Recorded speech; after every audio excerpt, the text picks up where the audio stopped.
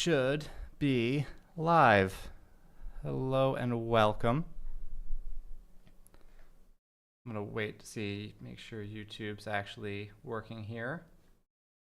I think it is. All right, let me know when you can hear and see me. My mic looks like it's working, so that's good.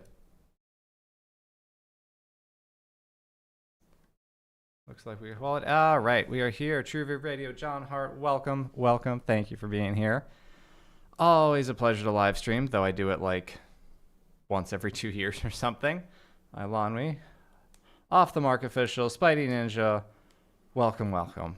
I kind of wish I actually did this more. I like live streaming. It's fun. I like the idea of seeing the names pop up in chats day after day, and actually, recognizing people and getting to talk with people about everything.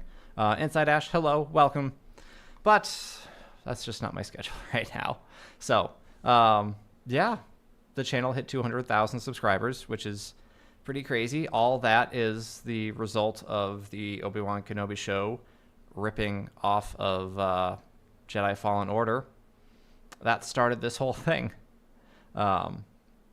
And here we are now, 100-something videos and 200,000 subscribers, 30+ million views later. Yeah, it's good times.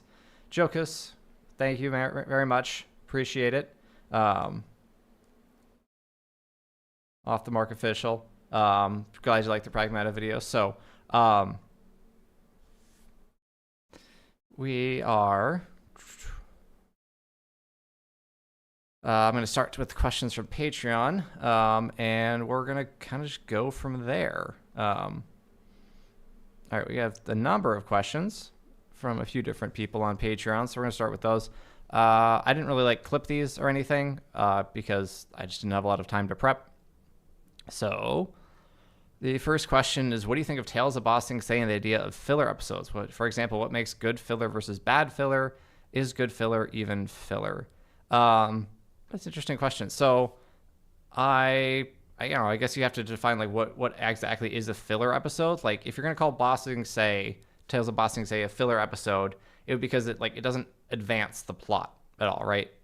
Filler is just yeah, that's it. I think that's kind of the straight up definition. Videos, essays, or not essays, episodes that straight up just don't advance the plot, and that's nothing else. And I think Tales of Boss Thing Say is an excellent example of an excellent filler episode because it's very much character driven, right? It's all about going deeper with the characters and learning, little things about them. Some more frivolous than others. Sokka's portion of that episode isn't really all that significant, but it's a fun little bit. Iroh's obviously deepens him quite a bit in the viewer's eyes. So if you're gonna have filler, as in don't advance the plot, then it needs to be good character stuff, basically. Moving on to the next question: do you ever play any Japanese RPGs? To that, yeah, they're a pretty big time sink. Yeah. So not really. There's something I'm starting kind of to get into. I'm currently playing through Nier Automata. I haven't touched it in a little bit. It's been at least a couple weeks since I've last played it. I just unlocked fast travel, which will be a big help because there's a lot of okay, now I need to go all the way here to the other side of the map for a 20-minute thing and then come back, and it just takes a long time. And yeah, so that's the thing. I've played a tiny bit of the Xenoblade Chronicles, I think it's the first one on the Switch, Definitive Edition, which I think first came out on the Wii. And yeah, I definitely heard those are massive games. I've had a lot of good recommendations on them. There's something I want to play for the Philosophy of Gaming channel, but as so far, not so much. Yeah. All right, next question. Would you be interested in covering Phineas and Ferb on your channel one day? Exploring why it's so consistently good. So yeah, there's probably not, but kids media is a tricky thing, probably a tough thing for me to really talk about because I typically talk about more mature adult stuff, not adult and that sense. You know what I'm talking about. Stuff written for adults. And, you know, I've thought about talking about like Bandit from Bluey because I have little kids who watch Bluey. And, you know, Bandit's just a great dad. He's a great example of, you know, masculinity. But like, I don't know. It's, you know, it's a kid's show. And I love, like, Phineas and Ferb, like, I love it. I think it's a great show. It's a wonderful show. But it's, I don't know, it doesn't really fit the vibe of the channel quite so much. It's a risk making stuff like that. Another question about would I make a video about the Planet of the Apes series? And Johnny Lawrence from Cobra Kai. So Cobra Kai is something I probably would cover. Planet of the Apes, maybe. I'd have to actually watch them. Yeah, those are ones I'm familiar with, as in I know they exist, but I couldn't tell you for sure. It was a good one. Okay, so if you could revive/adapt a dead IP, which IP would it be? This questioner says he would revive the Sly Cooper games. Dead IP. All right, so this can't be anything within Star Wars, because Star Wars isn't technically dead. It's not technically dead, but I did book a showing to Mandalorian and Grogu on opening night in the evening, like not even like 10 p.m. or anything. And last I looked, I did this today. Last I looked, I was the only seat sold in that theater. And I live in like, you know, near a big city. Like, that's insane. So anyhow, reviving a dead IP. Okay, I can't really think of any off the top of my head, so I'm going to cheat and say Lord of the Rings video games need to make a comeback. I know, like, there are a couple that technically exist, but, like, why don't we have another, like, Battle for Middle-earth? Was that, like, the last good Lord of the Rings video game that came out? Right? Like, man, it's, like, Lord of the Rings video games need to make a comeback. All right, so I'm looking through the chat again. Thank you, Zach W., Scott McDivitt, Become the Night, Mike. Thank you, brother. And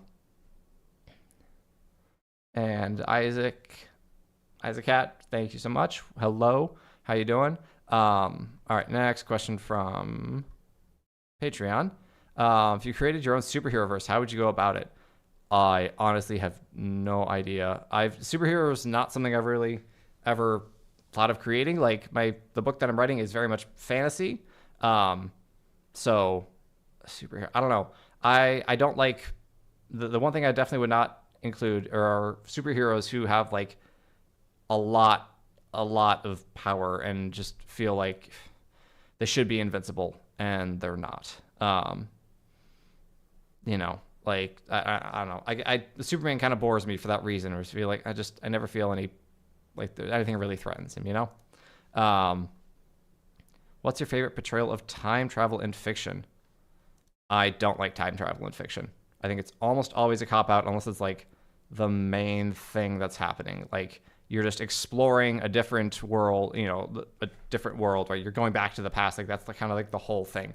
Like it's not like don't like Back to the Future. It's a fun enough movie, but I don't like it. Logically, it never makes sense. It just doesn't make sense. So I don't like time travel.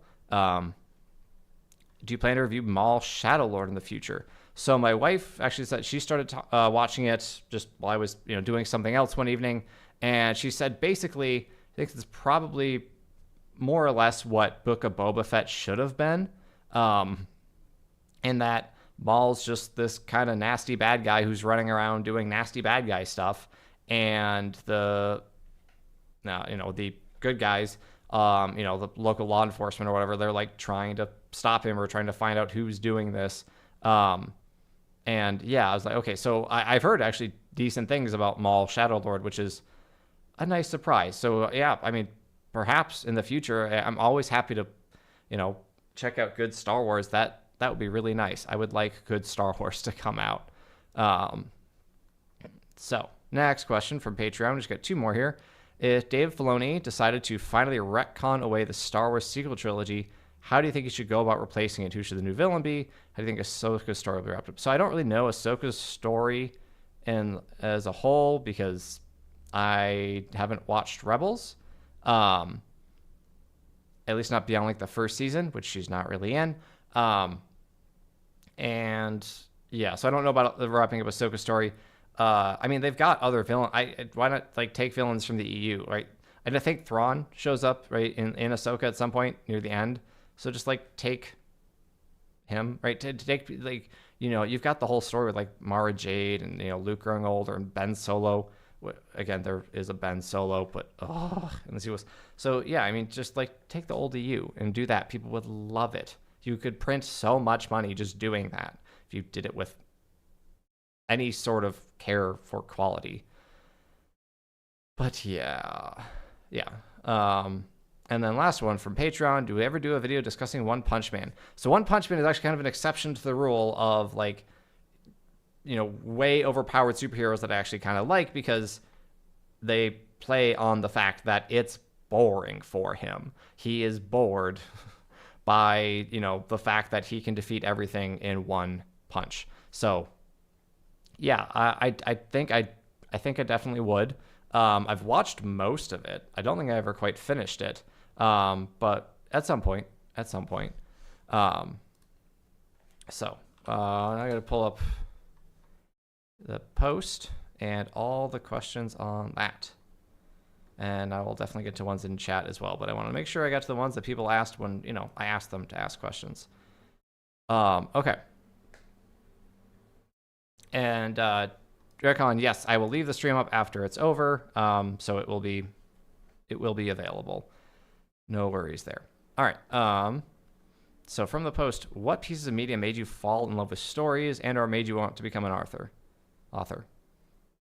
Lord of the Rings.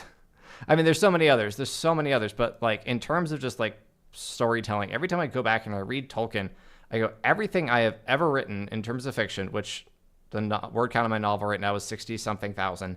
Everything I have written is St. Thomas Aquinas is as so much straw, right? It just looks like absolute garbage compared to like any single paragraph that Tolkien ever wrote. And like, I don't want to try to copy Tolkien's style or anyone's style. But just like the way Lord of the Rings is told is just so beautiful, so incredible, so stirring and moving.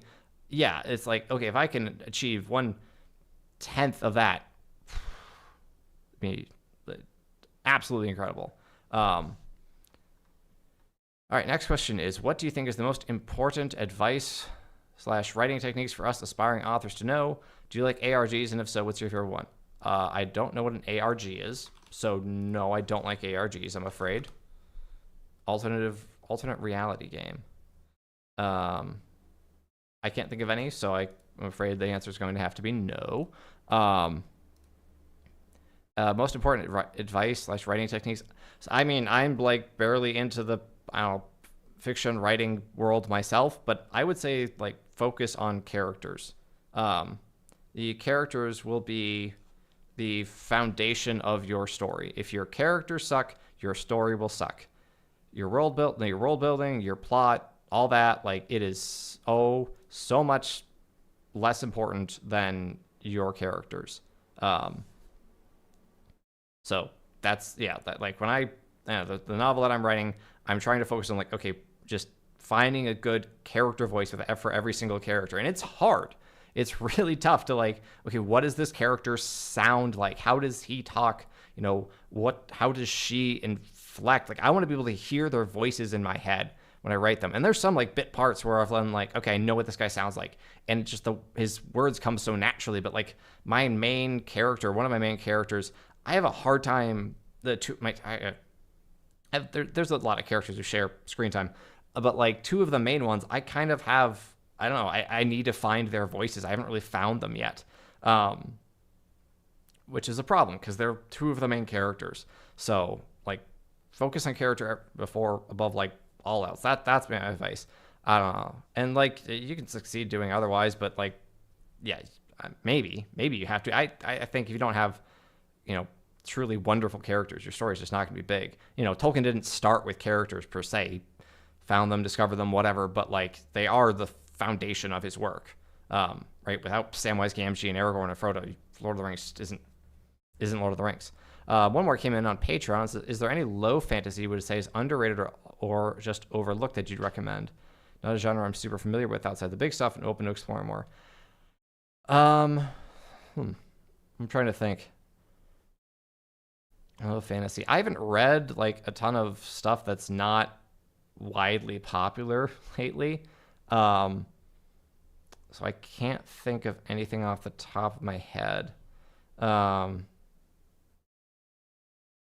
I did just read C.S. Lewis's Tale of Two, not a Tale of Two Cities, Till We Have Faces, which is like the Greek myth retold. That was really, really interesting.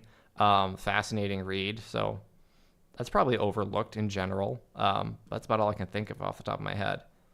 All right, someone said, does the ability to carry duty come not from strength alone, but from an inner peace with suffering itself? This is a different type of question. I like this. So that's I'm not inner peace with suffering. That is a deeper question than I think I'm capable of getting into right now, but I'll give it a shot. So does the ability to carry out your duty, come not from strength alone, but from an inner peace with suffering itself? So I'm not entirely sure what this question is getting at, but I would say that like there's gonna be times when like you're not enough. Like I know there's times when I'm incapable of measuring up to this task, and accepting that is being able to accept that's pretty important. I don't know if you qualify that as suffering, but I think that like having that that ready acknowledgement that I'm not strong enough, as Mr. Incredible would say, is quite important. All right, next question.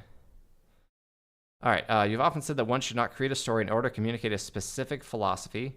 Not create a story in order to communicate a specific philosophy. I wonder if your views have changed, with assertions perhaps to cry against the lazy storytelling that has recently pervaded the industry. So I would say that if you're going, what I advise against is leading with theme. You can do it well, but if you're going into a story with like, okay, I want to tell a story about this specific topic, this theme, right? Get this message across, you are much, much more likely to kind of shoehorn your characters in your world to fit towards that thing, rather than like letting them breathe and letting them grow. I think if you're going to do that, you're going to have to write in a much more planned out manner, right? You have to structure everything like from the beginning to the end, and make sure everything is coherent, because what you've seen modern Hollywood with their whatever agenda is that like everything's just written to that end. Your own personal philosophy should shine through in your work, no doubt about it. But yeah, like if you start with theme, you're gonna have to at least be a lot more rigorous with your approach to outlining and preparation. Yeah, super chat from Become the Knight. Thank you, buddy. Who's your favorite non-Gustav character in Expedition 33? Mine might actually be Renoir. I love that you had to specify non-Gustav because you knew the answer was going to be Gustav. So, that is a tough question. In terms of like who's the best written, good evening, JM the Elite Fan. Like who's the best written, who's the most just like impactful and what I'm trying to think, like just emotionally like rich.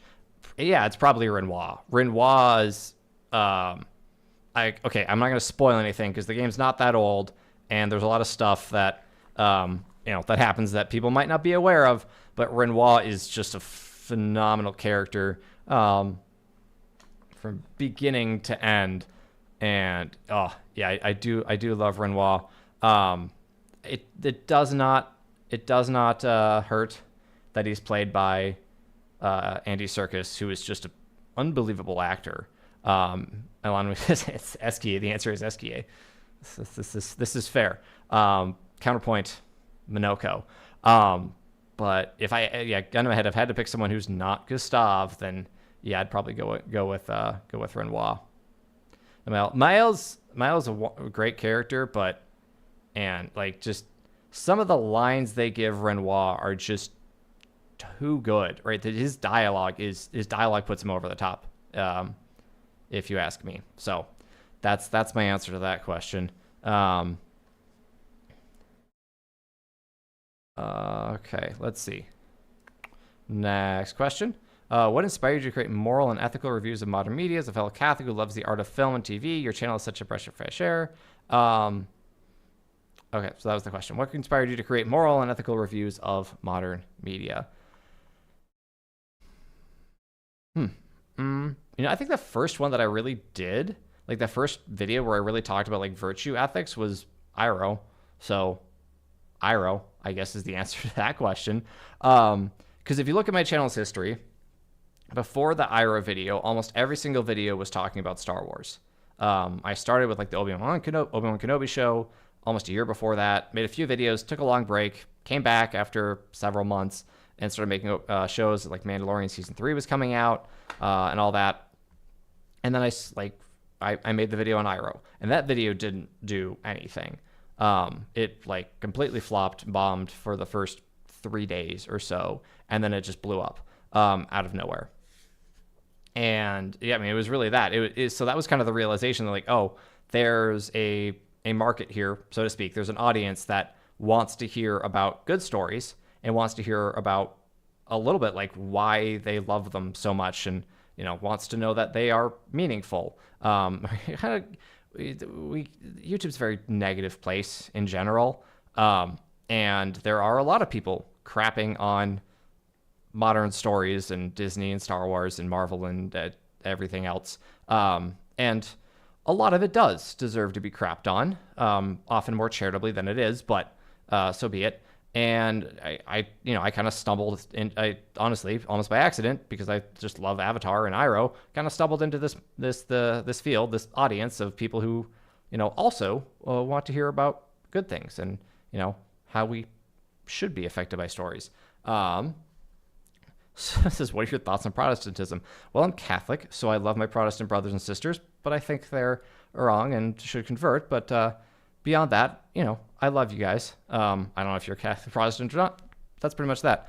Who's your favorite saint? As a Catholic, I suppose I'm obligated to see Mother Mary, but Saint Joseph, I always had a special devotion to him.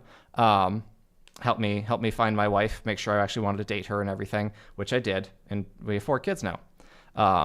This is not a question, just well-deserved Saitama, which I appreciate. So fun fact, I actually did like Saitama's challenge a year and a half ago. For 20 days, I did 100 pull-ups, not 100 pull-ups, 100 push-ups, 100 squats, 100 sit-ups, and ran a 10K every day for 20 days. I actually did that, and then the next 20 days, I pared it down to like running a 5K and doing like some other, making it less onerous. This is terrible, but yeah, it's awful. It's such a stupid workout. Like running 10 kilometers, just 6 miles for us Americans, every single day, but only doing like 100 push-ups and no other upper body workout is just moronic. I know it's like a joke in the show, right? It's not, it's just kind of silly. But yeah, if you're going to do the Saitama workout, don't do that. Do like anything else consistently, and you'll be much better off. I just had to rant about that. All right, so that said, other than Lord of the Rings, what are some of your favorite books that have made an impact on you or you have enjoyed reading? So from a young age, Chronicles of Narnia for sure. I should, like, whenever someone asks me this question, my mind goes blank. Like, what other books are there aside from Lord of the Rings? I can't freaking remember. So hang on, I'll grab one.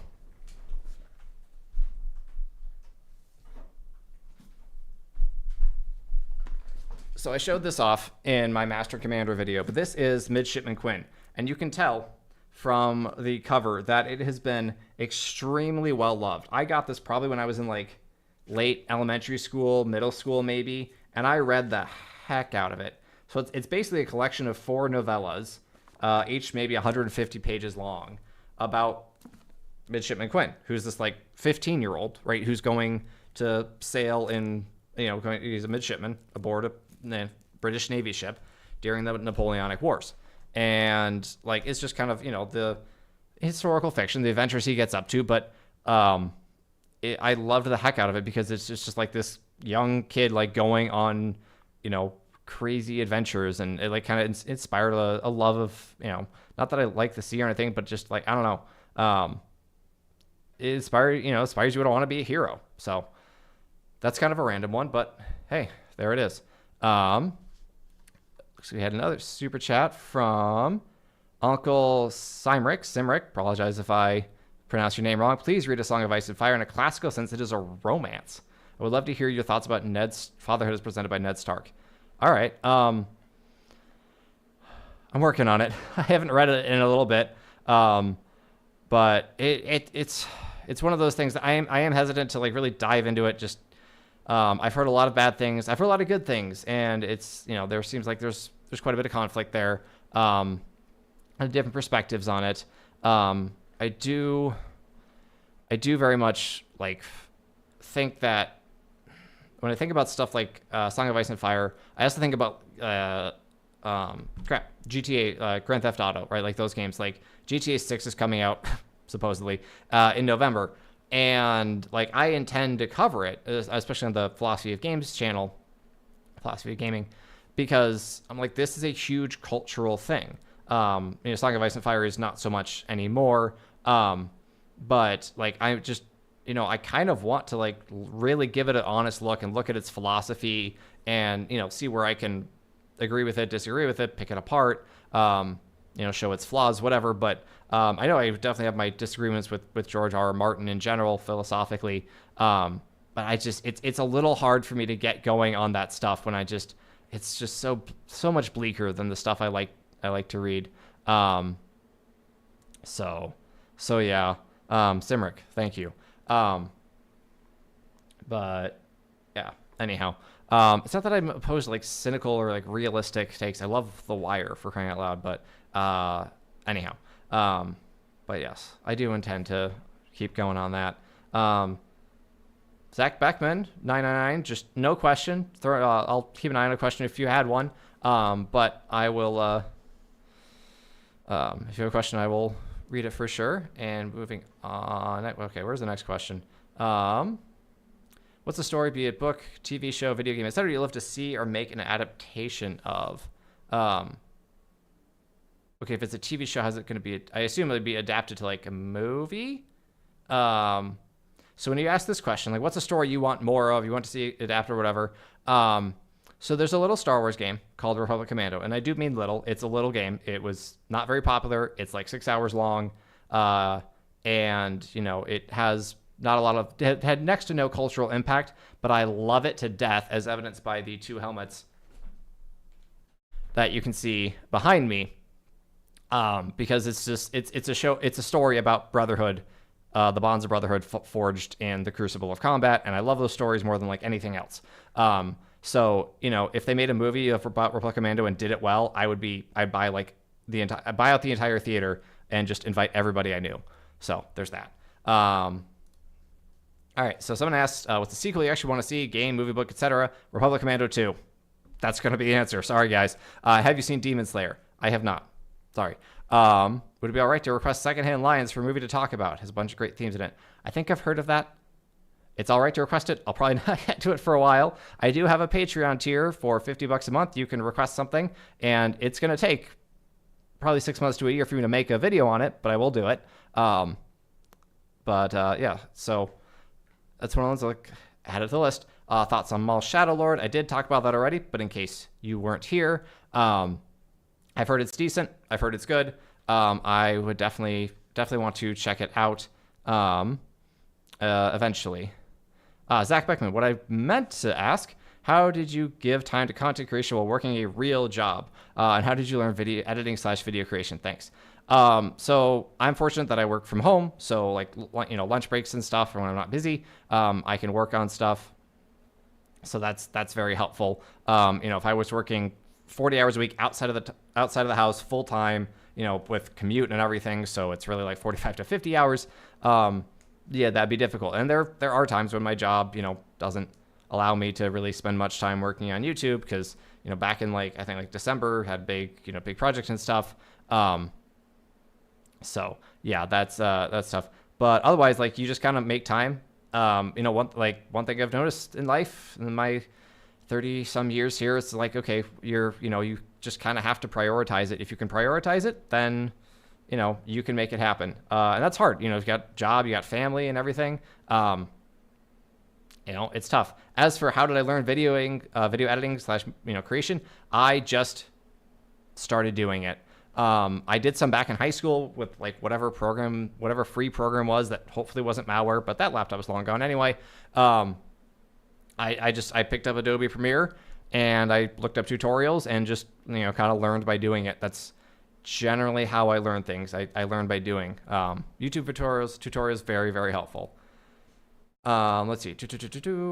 What's the next one? What's a story, movie, game, book, anything you think a lot of people would be surprised to find out you love and one you don't? So the one that I don't particularly love, and I'm willing to give it another fair shot because I read it a while ago. I did watch the first movie a while ago. Didn't love either one. Thought they were okay. Is Dune. Dune, not Doom. Doom, I love Doom. Blasting demons on Mars, great fun.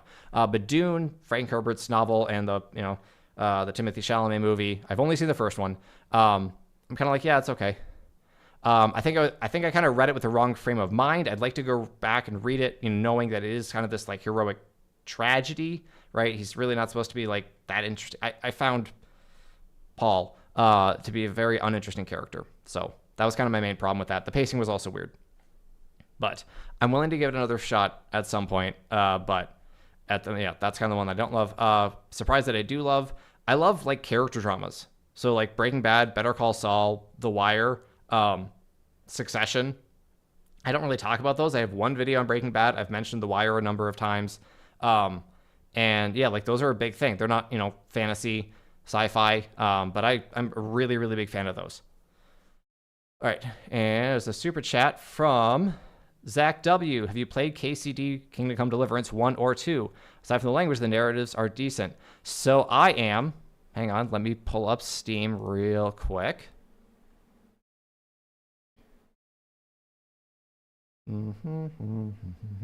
I can't hum that. It's gonna be copyrighted. So I am currently 11 hours into Kingdom Come Deliverance 1.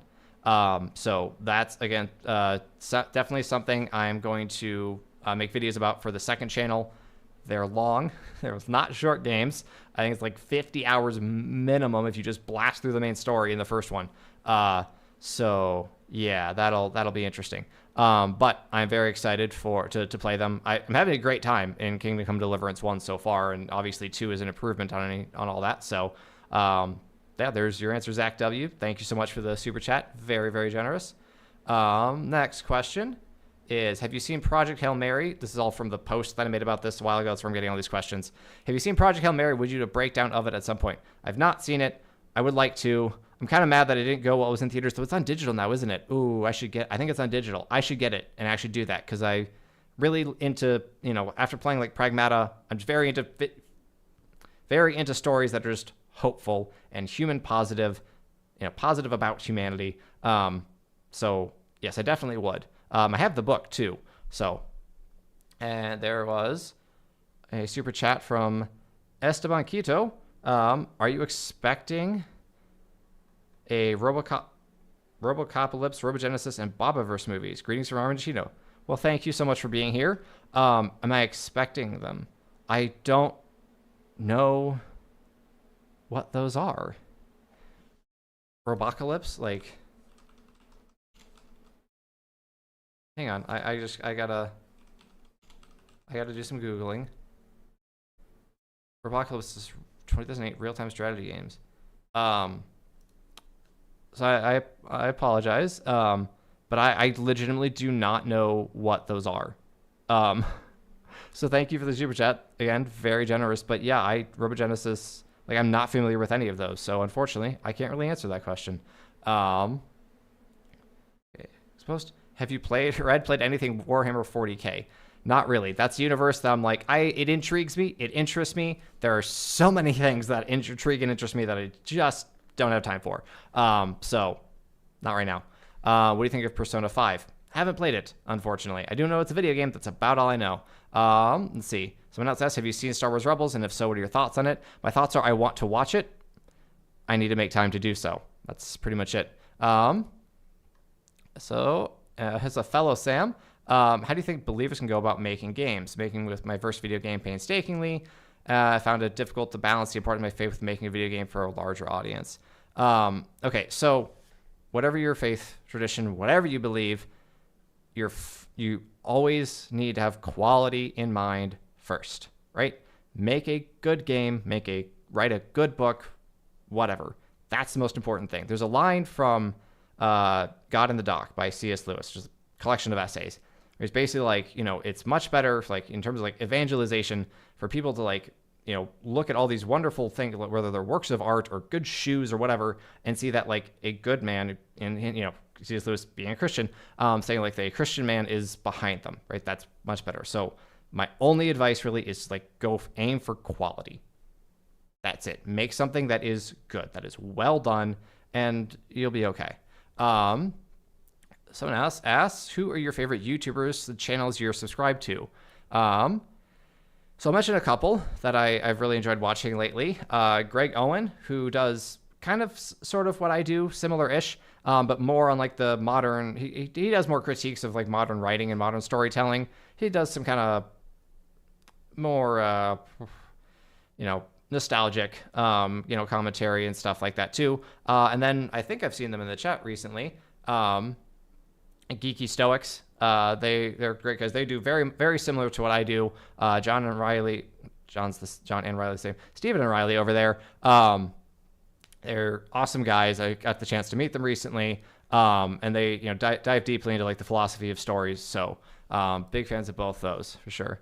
Sorry, I sent Daniel H. Wilson's Robocop. Okay.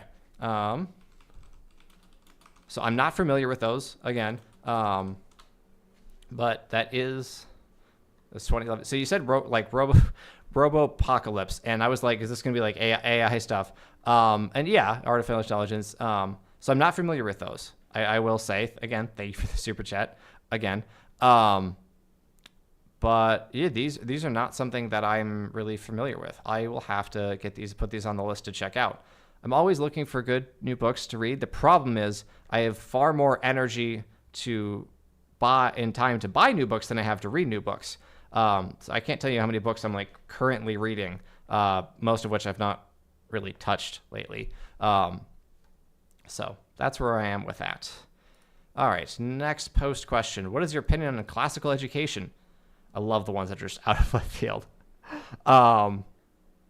Good. I like classical education is good. I don't have much of an opinion on it beyond that.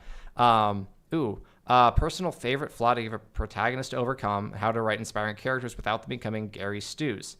Personal favorite flaw. So it would probably be like rashness, right? I like flaws that are kind of like an excess of virtue, right? In this case, like your rashness is like just too much courage, right? Courage without prudence tempering it. I like that because it's an active flaw. I'm much more like that than someone who's just like a coward. If someone's a coward, you're just gonna I feel like the audience or the readers are just gonna kind of hate them for being a milksop, and it's gonna be hard for them to get over that. Where if this person's just like just too gung ho, then they're gonna have more fun with that. So how to write inspiring characters without them becoming Gary Stews. So Mary Sue, Gary Stew, people say these things, and I'm like, I don't know what you mean by that half the time. But you're like Captain America is a great example, right? He doesn't really have any, character flaws. He wins most of his fights just through his strength. But it's more like it's through his strength of character. Like you think like Winter Soldier is a perfect example of this, perfect answer to this question, right? How do you write a character without him becoming a Gary Stew when he's like right about everything? He's morally perfect, pretty much every way. Watch Winter Soldier, you'll figure it out. Because it's like he has to be challenged by the outside world, by like threats that he didn't see coming, by the world evolving into, something that just he doesn't fit into. So that's how I'd say that. And someone said, thank you for your Halo CE video. Did any other Halo games stand out to you? So thank you, Nerfman, for the super chat. Very generous. And you're welcome. I liked making that video. You can tell. I think that's probably one of the best edited videos I've made. I had a lot of fun with that one for sure. Any of the other Halo games stand out to you? Yes. So I'm currently in the pre-production stage of making a video about the philosophy of Halo 2 and 3 tacked on there, because Halo 3 is really just like the last act of Halo 2. Let's be real. Not that it's a bad game. Not that it's a bad game, but it is, from a story perspective, very much the last act of Halo 2. And so I'm working on that. Halo Reach, I love. Halo Reach might be my favorite Halo game. I love stories about, again, this is like kind of like the brotherhood of soldiers and sisterhood. You got Kat in there too. And like, you know, kind of this, like they sacrifice, you know, for their planet, for their people. And I love that. I have a video planned talking about with, combining Reach and Republic Commando, which is going to be so much fun. I have to actually like finish playing Reach and getting all my footage of that again. I've played it like twice at least before this. But yes, I generally like a big fan of Halo. And let's see, next post. Have you ever played the Xenoblade Chronicles series?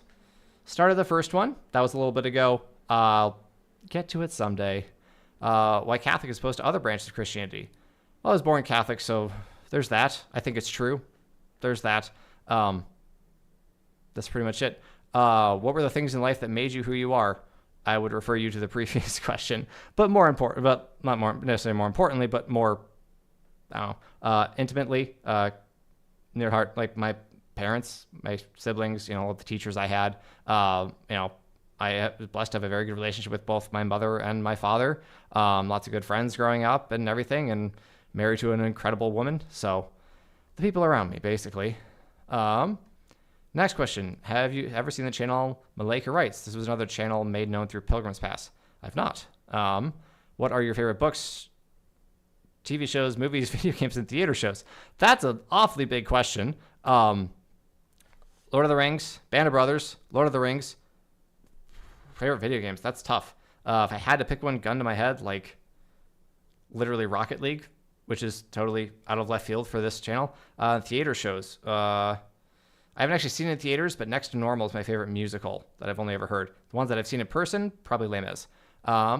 Who would you recommend as reliable researchers and thinkers on the subject matter you cover? Me. Again, I'd probably refer you to Geeky Stoics, Pilgrim's Pass. Those are great guys, but you don't know about them. And next question. There's a lot of questions on this post. You guys did good. And what place do you think righteous anger has in an apolitical moral life? I love these questions. Righteous in an apolitical moral life. I don't know why you're specifying apolitical here. But like righteous anger, just, I don't know, if you're not in, like, I guess, are you talking about kind of more like on a community level? I'm not really sure. I have a hard time answering that one. What are your thoughts on how we find true fulfillment in life as opposed to purchasing it? Consumerism. Well, I'm Christian, I'm Catholic, so my answer is going to be Jesus. That is what I believe. So yeah, if you want a more tangible answer, my answer is going to be find other people to care for and love. That's kind of it. It's other people. Next question on the post. What was your initial impetus to begin writing and publishing novels? I appreciate, this is JM the Elite Fan, who I know I've seen in the chat here. That I love the confidence that you actually said publishing, because I'm nowhere close. I'm 68 or so thousand, 68,000 words into a novel that will probably be at least 150,000, which is like pretty normal length. And then like a severe round of edits after that, and then probably at least 2 more after that. An impetus basically is this channel. I made all these videos talking about good stories, and then I realized I should probably try to create one, because it's not enough to just like critique and comment on. Like, I should seek to become, or at least to like, you know, inspire like, a good storyteller, because we clearly need that. So there you go. Could a female character pull off the lone wolf and cub trope? So I'm saying, like, lone wolf and cub, we're talking about like Pragmata, right, where you have the little not helpless, but little girl in need, in danger, and big strong man comes in and helps her, saves her. Yeah, probably. It depends on the story and how you take that, but motherly instinct is very strong, and I definitely think that could happen. You'd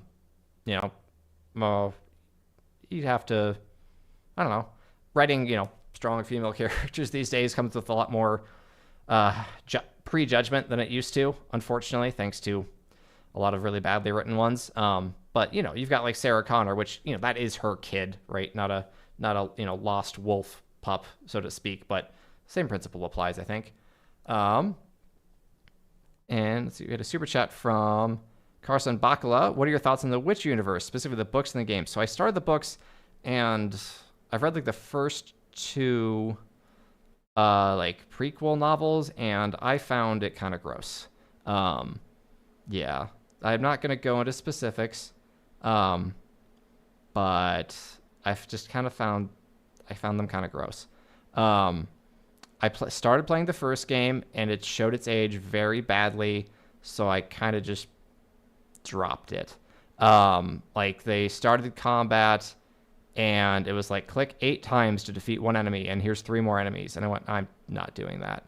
I don't have time for this. So, yeah. I'm not really a fan. I kind of want to be. I kind of want to get into the story. Maybe I'll try Witcher 3, give it a fair shake. But, yeah. Let's see. Other than the Bible, is there any philosophers that heavily influence your sense of morality? Aristotle. The answer is pretty much Aristotle. So, he was one of the ones that I didn't really take much philosophy in college, but I did take some, and he was the one that definitely resonated with me the most. Again, am reading, it's been at least a month since I've read a dialogue, but reading like the entire works of Plato, I've read maybe 3 or 4 dialogues to this point. And so, like, that's definitely something I want to do more of.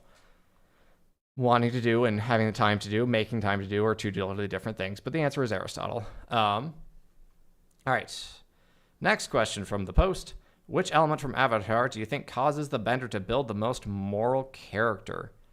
I think, if I may change the question a little bit, which I can because it's my stream, which element do I think would require the most moral character if you're going to harness it properly? The answer is fire. Just look at Zuko's story and how hard a time he has. Right, fire being an extremely volatile element. You really need to be able to control it well. Have you ever noted the Chronicles of Narnia series? Yes. I have, and they're fantastic. Do you have a similar opinion to Tolkien? Did he have some? I don't think Tolkien liked them very much. I don't think I had a similar opinion to Tolkien. I doubt I'd have a similar opinion to Tolkien on anything non-faith related. Tolkien was, I think, a little more critical than I am, and I'm fairly critical, and just way smarter. And I think I have much more normie opinions. But I do love Chronicles of Narnia. You mentioned in your video brief analysis of God of War Ragnarok, the one that's only 5 hours long, about the Valhalla DLC. Are you planning on making a video about it? I keep forgetting about Valhalla. I have on my hard drive somewhere, like, the footage of my first hour or so in the Valhalla DLC. So yes, eventually, probably on the second channel, the Philosophy of Gaming, eventually. We should consider doing another video on Arcane. I love the show, but it's pretty bleak and laid with philosophy I can't get behind.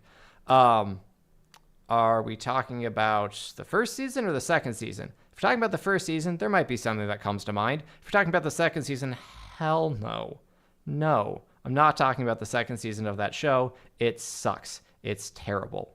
It's not that it has no redeeming elements. It's not the worst thing to ever come out, but in terms of, like, downgrade, in terms of how much it disappointed me, oh my goodness, season 2 of Arcane is so very bad.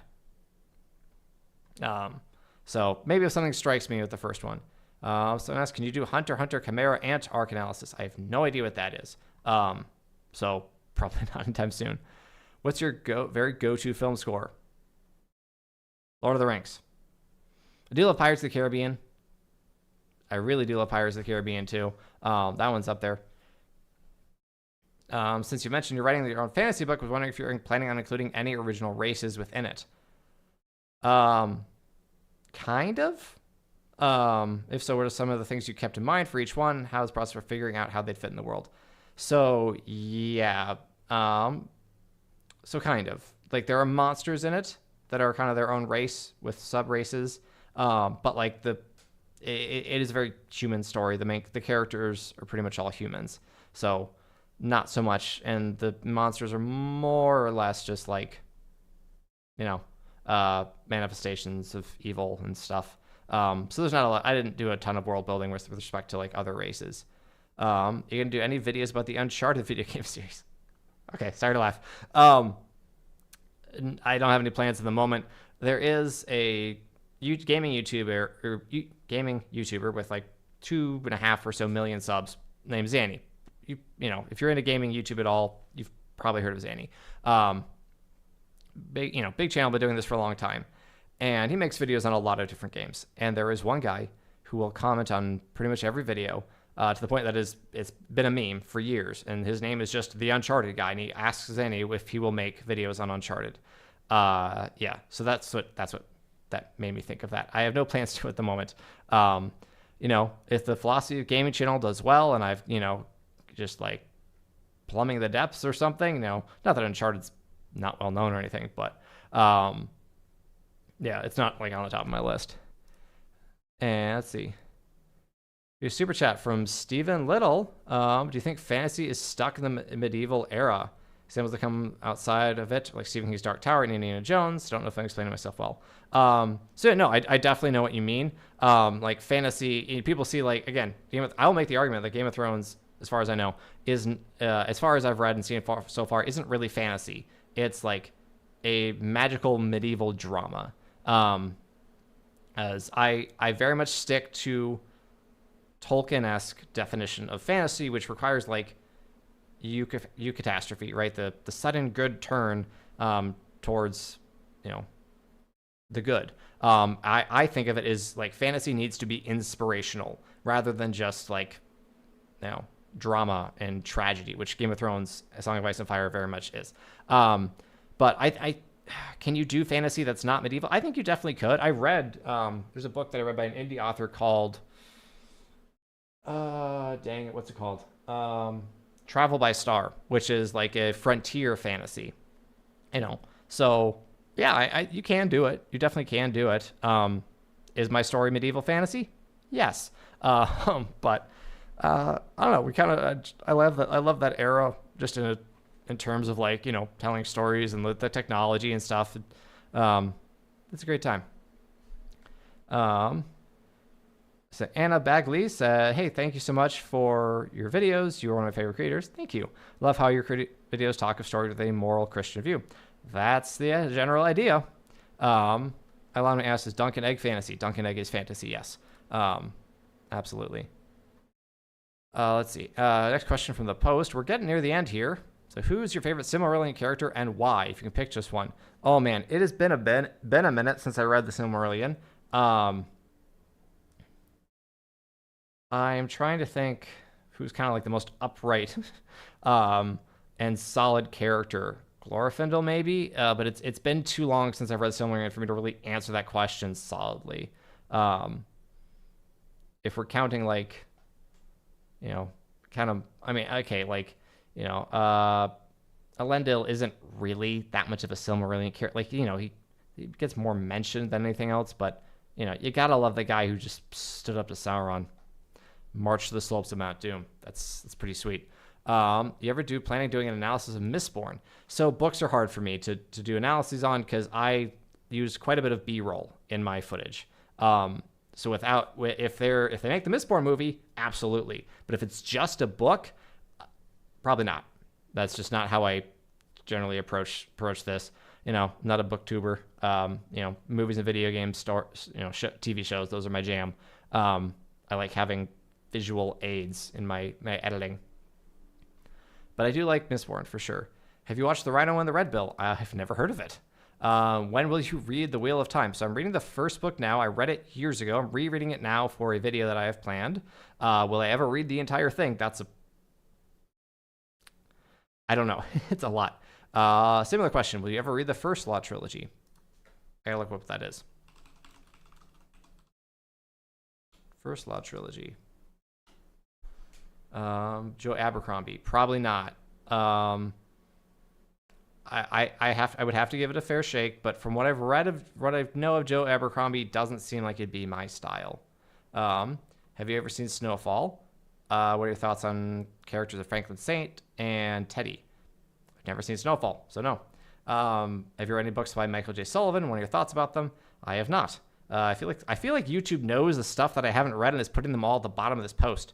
What's a popular game that you think is very hollow and bland character-wise? I don't know if I'm not sure if I can think of one. Elendil's definitely mentioned in the Silmarillion. Like, they mention him fighting Sauron. Like, he's not a main character or anything, but, like, they mention him in Isildur, like, fighting Sauron at the end of the Second Age. Again, like, he's mentioned in passing. I'm almost certain of it. Popular game is very hollow and bland. I don't know. I can't really think of anything that I really, like, I really tried. I was playing, it's not that it's all that popular, I was playing Ghost of Yotei, and that didn't overly impress me. But that's about it. Let's see. Mentioned feeling your feelings on Wind and Truth. Do you still feel that way, and do you plan on returning to Stormlight Archive? I do still feel that way. I have not changed my mind about Wind and Truth. It is not a good book. Beyond everything moral that's going on with Brandon Sanderson and his writing, it's just not well written. The characters are all so samey. Everybody's just like looking in, like doing all this introspective, like self-help psychology, pop psychology, and it's like, I like the name, or gosh, The Way of Kings and like Kaladin's story, and that is so powerful because it feels natural, right? It's like people can see their struggles in him, and then it just, I feel like, you know, Sanderson got that, like, hey, people are really being helped by this, and it felt like he really leaned into it way too far.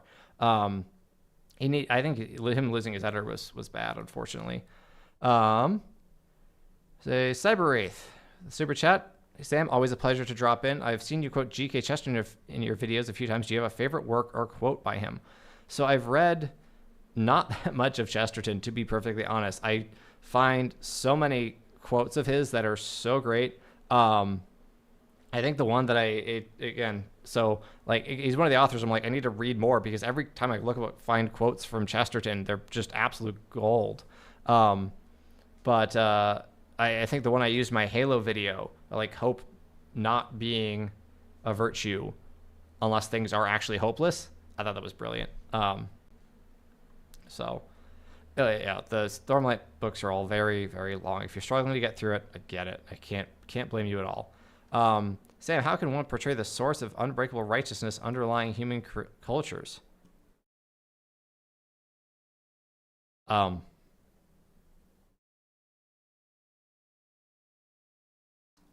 don't know. I don't know if I'm qualified to answer that question. Hopefully accurately. Someone just asked, what's up? Just streaming, man. Can you do analysis of Schindler's List? Shows how real anti-fascist movies are made, as opposed to today where a bunch of historic morons scream fascist and everything that's like. That would be interesting. So I've never actually seen Schindler's List. It came out around when I was born, I think. So I was a little young to see it in theaters, just a little. But you know, that's there's a lot of blind spots that I think everybody has when it comes to, you know, pop culture and stuff, and that's okay. And I don't think we should judge people for that. But I've never seen Schindler's List. Yeah, like there's a number of like movies that I've never seen that, you know, it's like, oh, I should see that. Like I've never seen Godfather 2. I've seen the first one, but I've never seen Godfather 2. But yeah, I would be interested in watching that. All right, so we have made it through all the post questions, and it only took me an hour, and all the Patreon questions. So what are you people talking about?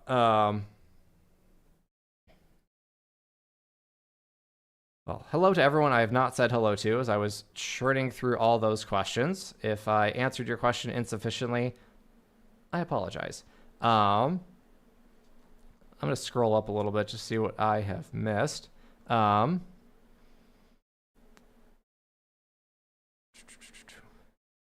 asked about Warhammer, not planning on it. Let's see. Love to hear Breakdown Arrival. If you haven't seen it, it's a great story about femininity, motherhood, sacrifice for real, and has a pro-life under to it. Arrival's very good. It's been a while since I've seen it. It's Amy Adams, I believe, is the main character. That definitely would be an interesting one. It's a very, very, very like philosophically interesting story for sure. I asked about Xenoblade Chronicles. That one comes up a lot. So yes, I'll play Xenoblade Chronicles. It'll happen. It'll be a while. It's long, but we'll get there. By Tolkien's definition of the fantasy genre, how would How to Train Your Dragon qualify as fantasy? Ooh, I think so. I think like just from like Hiccup going to Toothless and like the moment where he reaches his hand out and it's just like, and Toothless puts his nuzzles his hand. I like that's a eucatastrophic moment. The word being pronounced differently throws me off so bad. But yeah, I would say it is. Favorite Stormlight Archive or Cosmere book? Probably Words of Radiance. Words of Radiance is awesome. Said you love Andy Serkis, and I guess you need to watch the Planet of the Apes Caesar trilogy. It's Andy Serkis' best work. Bold words indeed. But I do love him as an actor. He's clearly I watched Animal Farm. I've seen Animal Farm. I don't trust him behind the camera, but in front of the camera, Andy Serkis, give me Andy Serkis all day long for sure. About Game of Thrones video, do you dislike nude scenes in general, just in Game of Thrones? So that's a very tricky question. This is gonna be a fun one. It's not a popular topic because my sexual ethics are definitely different than most people's. But so nude scenes, my biggest problem with like nude scenes, sex scenes, is that like an actor has to get naked in front of a ton of people, and like I think that's highly problematic. Filming two people, act like simulating having sex, people shouldn't be doing that to each other on camera. Like that's just not necessary. That's terrible temptation. Just a very bad idea. Highly imprudent. And I think it's also highly imprudent to have like, someone naked in front of a ton of other people. Is it possible to, so like nude depictions in art are very different because someone just painted those, right? You didn't have, it wasn't like this person is right here in front of all the cameramen and operators and, the people bringing in lunch and stuff. So yeah, I think it's very tricky. Would I say like you absolutely shouldn't have a naked character ever? No, not necessarily, but I think it's generally imprudent and yeah. Okay. Another question about Xenoblade Chronicles. Yes, I definitely want to play it. Have you read the Sun Eater series? Someone else just asked me about that, like a friend of mine. I have not. I would like to at some point. If you played Twilight Princess? I have not. Let's see. Thank you, Jack Daniels. I'm assuming that's what it stands for. I appreciate you. Let's see. You've watched The Amazing Digital Circus. So a friend of mine actually recommended them to me not too long ago. I have not, but I would like to. Have you read the compilation of Philosophy by Boethius? I have that on my desk like right now. It's not long. I could just like read it. It would not take me long, but I've not gotten to it yet. I picked it up because I'm reading a medieval history book that mentioned it. So we're getting there. I've not watched My Hero Academia to answer that question. Have you seen the How to Train Your Dragon show Race to the Edge? I've not. Any thoughts on how to put your religion into fantasy story as Christian? More orthodox, by the way. I don't really like religion and fantasy stories, honestly. I like how Tolkien did it. I know it's a surprise to everyone. But yeah, I don't like how Tolkien did it. If you guys haven't watched it, Fargo was a must-watch film. It does a great job showing how goodness isn't naive in the face of evil, but uncompromising in the face of evil. I do need to see Fargo. I've heard a lot of good things. Do you think you will ever play through and review Knights of the Old Republic 2? Would love to hear your takes on it. Arguably the greatest Star Wars tale, provided you use restore content mod. So I did the first one, and I would like to do the second at some point. First one did not. Okay, I made a lot of mistakes with that first video, the video on the first one. So that kind of discouraged me, but I definitely would like to do it. Have we gushed about Hail Mary yet? Hey, Betty Adams. No, I haven't seen it. So once I see it, I'm hoping to gush over it. I hope I like it as much as I think I will. Have I seen Daredevil Born Again? No, TK. Unfortunately, maybe not unfortunately, I have not. For the most part, because I've not heard it's very good. I really love the Daredevil show, the first 3 seasons, or the 3 seasons. But no, I've not seen it. Do you have any plans for videos on MHA? Spidey Ninja, I'm not sure what MHA is. Monster Hunter Academy? That's not right. My Hero Academia. My Hero Academia. That's what that stands for. No, not at the moment. But there's so many things out there. This is the problem with being being like the type of YouTuber that I am, where I just talk about stuff that I like, is that everyone else is like, oh, I like this thing. You like this thing. Well, I also like this thing. And that's kind of related. And I like a lot of different things. So, people are like, hey, how about this? How about this? How about this? There's so many things. Yeah. Why do they call it an oven if you oven the cold food, but you eat the food? For your storage, are you having a stroke? Call 911. Just make sure you're okay. What are your thoughts on covenant theology? Like the covenant from Halo? I'm going to have to put that question on hold until I have finished my video on Halo 2. But that's happening. Have you read Leaf by Niggle by Tolkien's Animatic Studios? It's one of my favorite things ever, even though I've only read it once. You'll hear me say this a lot. I do need to read that. It's something that I've seen, get recommended multiple times. But yes, definitely. All right, Crispy Hot Takes. I love that name. How did you establish analyzing media through the lens of virtues as the focus of your channel? I'm having trouble doing that for my own channel. Right now, I'm just doing pure chaos. How did you establish the lens of virtues as the focus of your channel? I'm not sure how you do that other than just do it. If you look at my Iroh video, I picked a number of virtues that I thought Iroh represented, right, embodied, and I went from there, right? Put together a list and go. So, see, have you read/watched the Hunger Games? Would you ever feel up for talking about it? Love to know your thoughts. Found fascinating ethical analysis from you would be priceless. So I have read the trilogy, watched the movie. No, wait. I think I've only seen the first 2 movies. Because the three books got made into 4 movies, right? Because they split the last one, because they always do that. So it's been a long time. I've not read any the sequel stuff. Not seen any of those.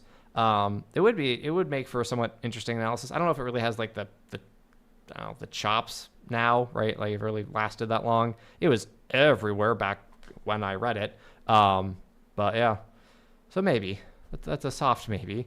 Grayson Jason actually dropped into greatness. Hello, live stream. Hello, Grayson. So much media, so little time. Exactly, Betty. Exactly.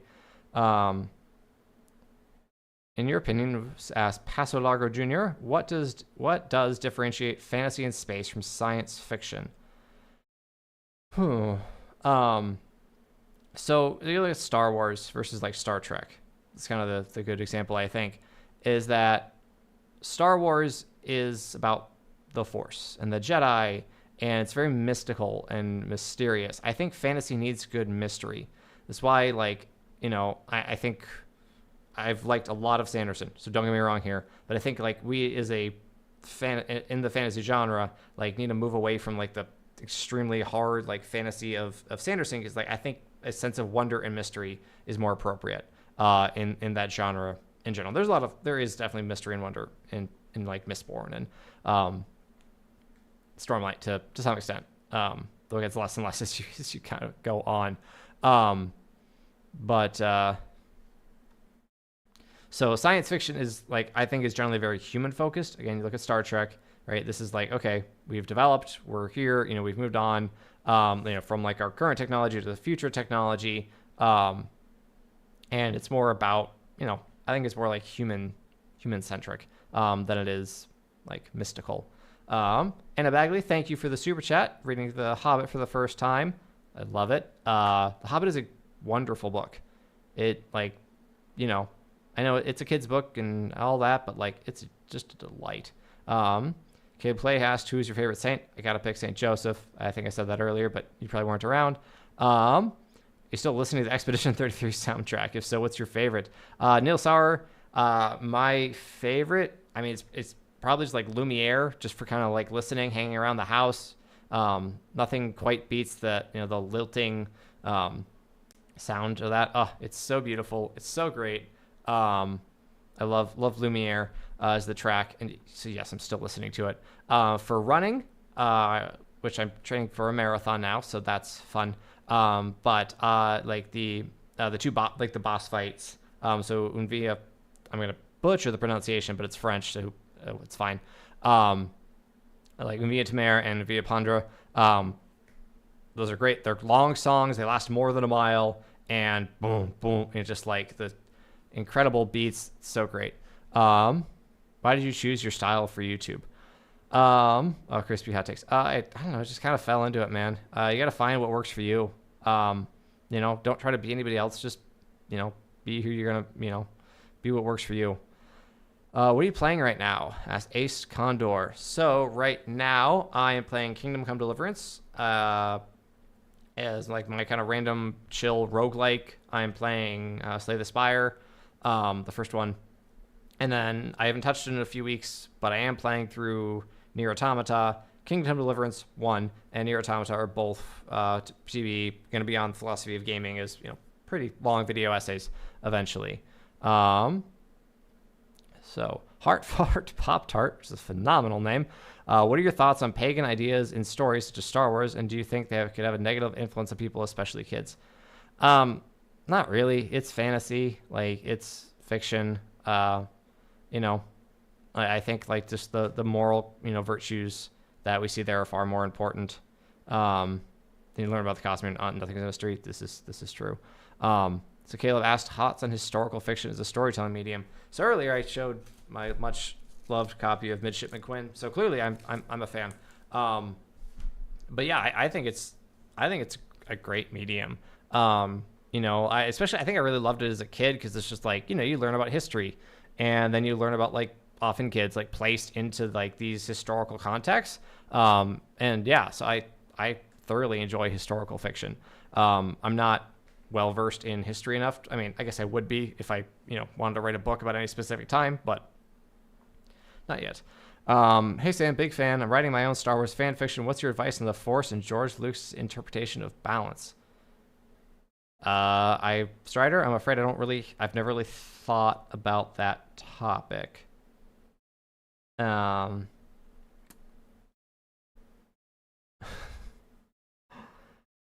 be honest, like I'm like a medium grade Star Wars nerd.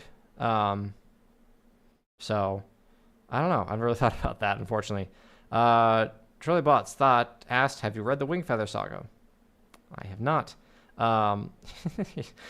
Yes, Zach Beckman. Tolkien's world building is often a little bit odd. There's a sentient talking purse. There's also a fox I think it's in Lord of the Rings, for some reason. So, but yeah. Let's see. There's so many video games I want to play, but I must be financially responsible.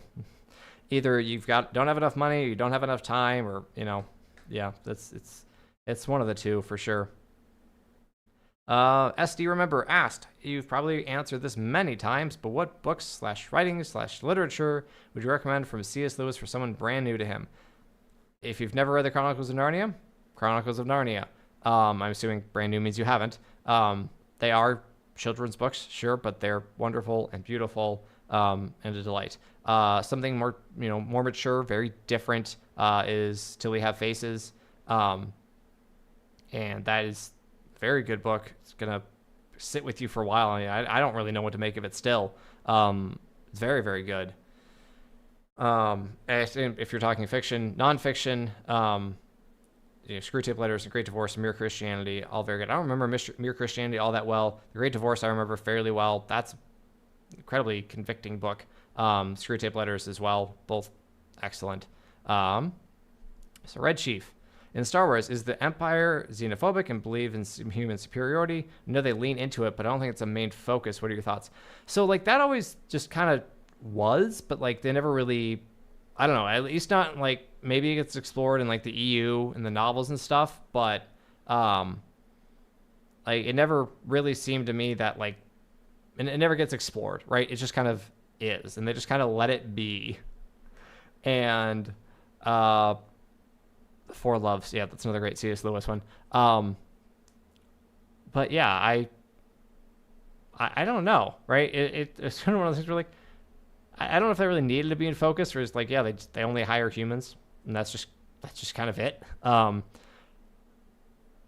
never really comes up in Star Wars. Again, as far as I know, there's probably something I'm not aware of in where it does come up. But yeah, I never really cared for it to be a focus. I just never really seen what Star Wars about. But yeah, there's plenty of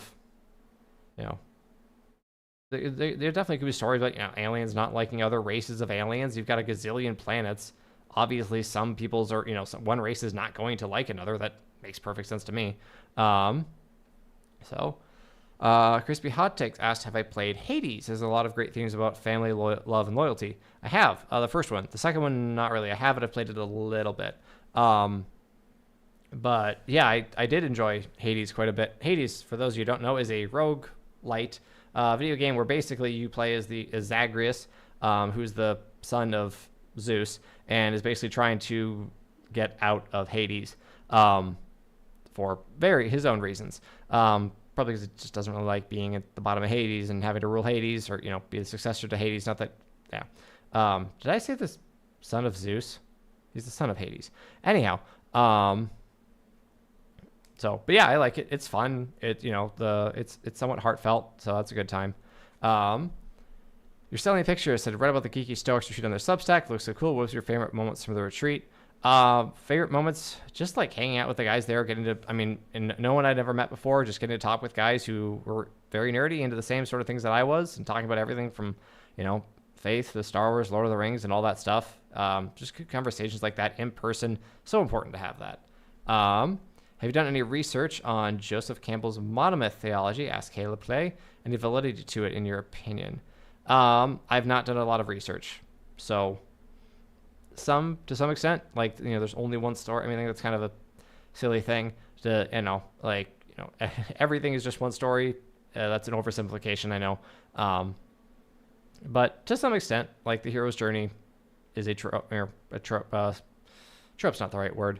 But it's an archetype that exists and it gets repeated, and that's good. I like the hero's journey. Anybody have read Fable Haven? I have not. Let's see. What are your thoughts on Angel Studios and work for the adaptation of one of my favorite books? I'm curious what that adaptation is, Anna Bigley. So I don't have much of an opinion on Angel Studios, honestly. You'll find this for someone who talks about his opinions on the internet publicly for, well, not a living, but for money. I do this professionally to an extent. There are a lot of things that I'm very comfortable saying, I just don't have an opinion on that. Angel Studios kind of ones that I'm I don't really have an opinion on them. I have an opinion on the stuff they produce. I haven't seen a lot of stuff by them, but okay, Animal Farm, they didn't produce so much as distribute. Animal Farm was garbage. What the heck? I don't know why they picked that up. It made no sense. I don't know. Anyhow, Ace Condor says, I'm currently sitting on a draft of my fantasy story I'm writing. Very C.S. Lewis inspired. Nice. Any tips about writing or story, or really just in general, any tips? I'll say what I said earlier, which is focus on characters, find your characters' voices, know how they sound, keep them consistent. They should have arcs. They should change and evolve, but like they need to be distinct. I cannot stand it. This is personal pet beef, but I'm just one guy. I cannot stand it when characters sound the same, when it's like I don't know who this character is. You should be able to take the dialogue tags. Hopefully that's still working. Did we lose me? Am I back? I'm not sure what happened to the stream there.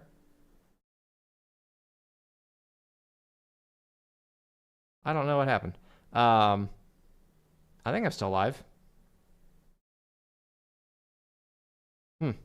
Well, let me know if there was...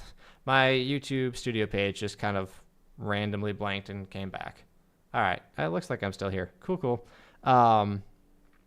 Anyhow, but yes, make sure your character voice. When you remove the dialogue tags, which is like, John said, Mary said, etc., you remove all of those, you should still be able to tell who is talking. So... Silent Buddy says, hi, Mr. Samwise. Just want to say love your vids. Thank you. I appreciate it.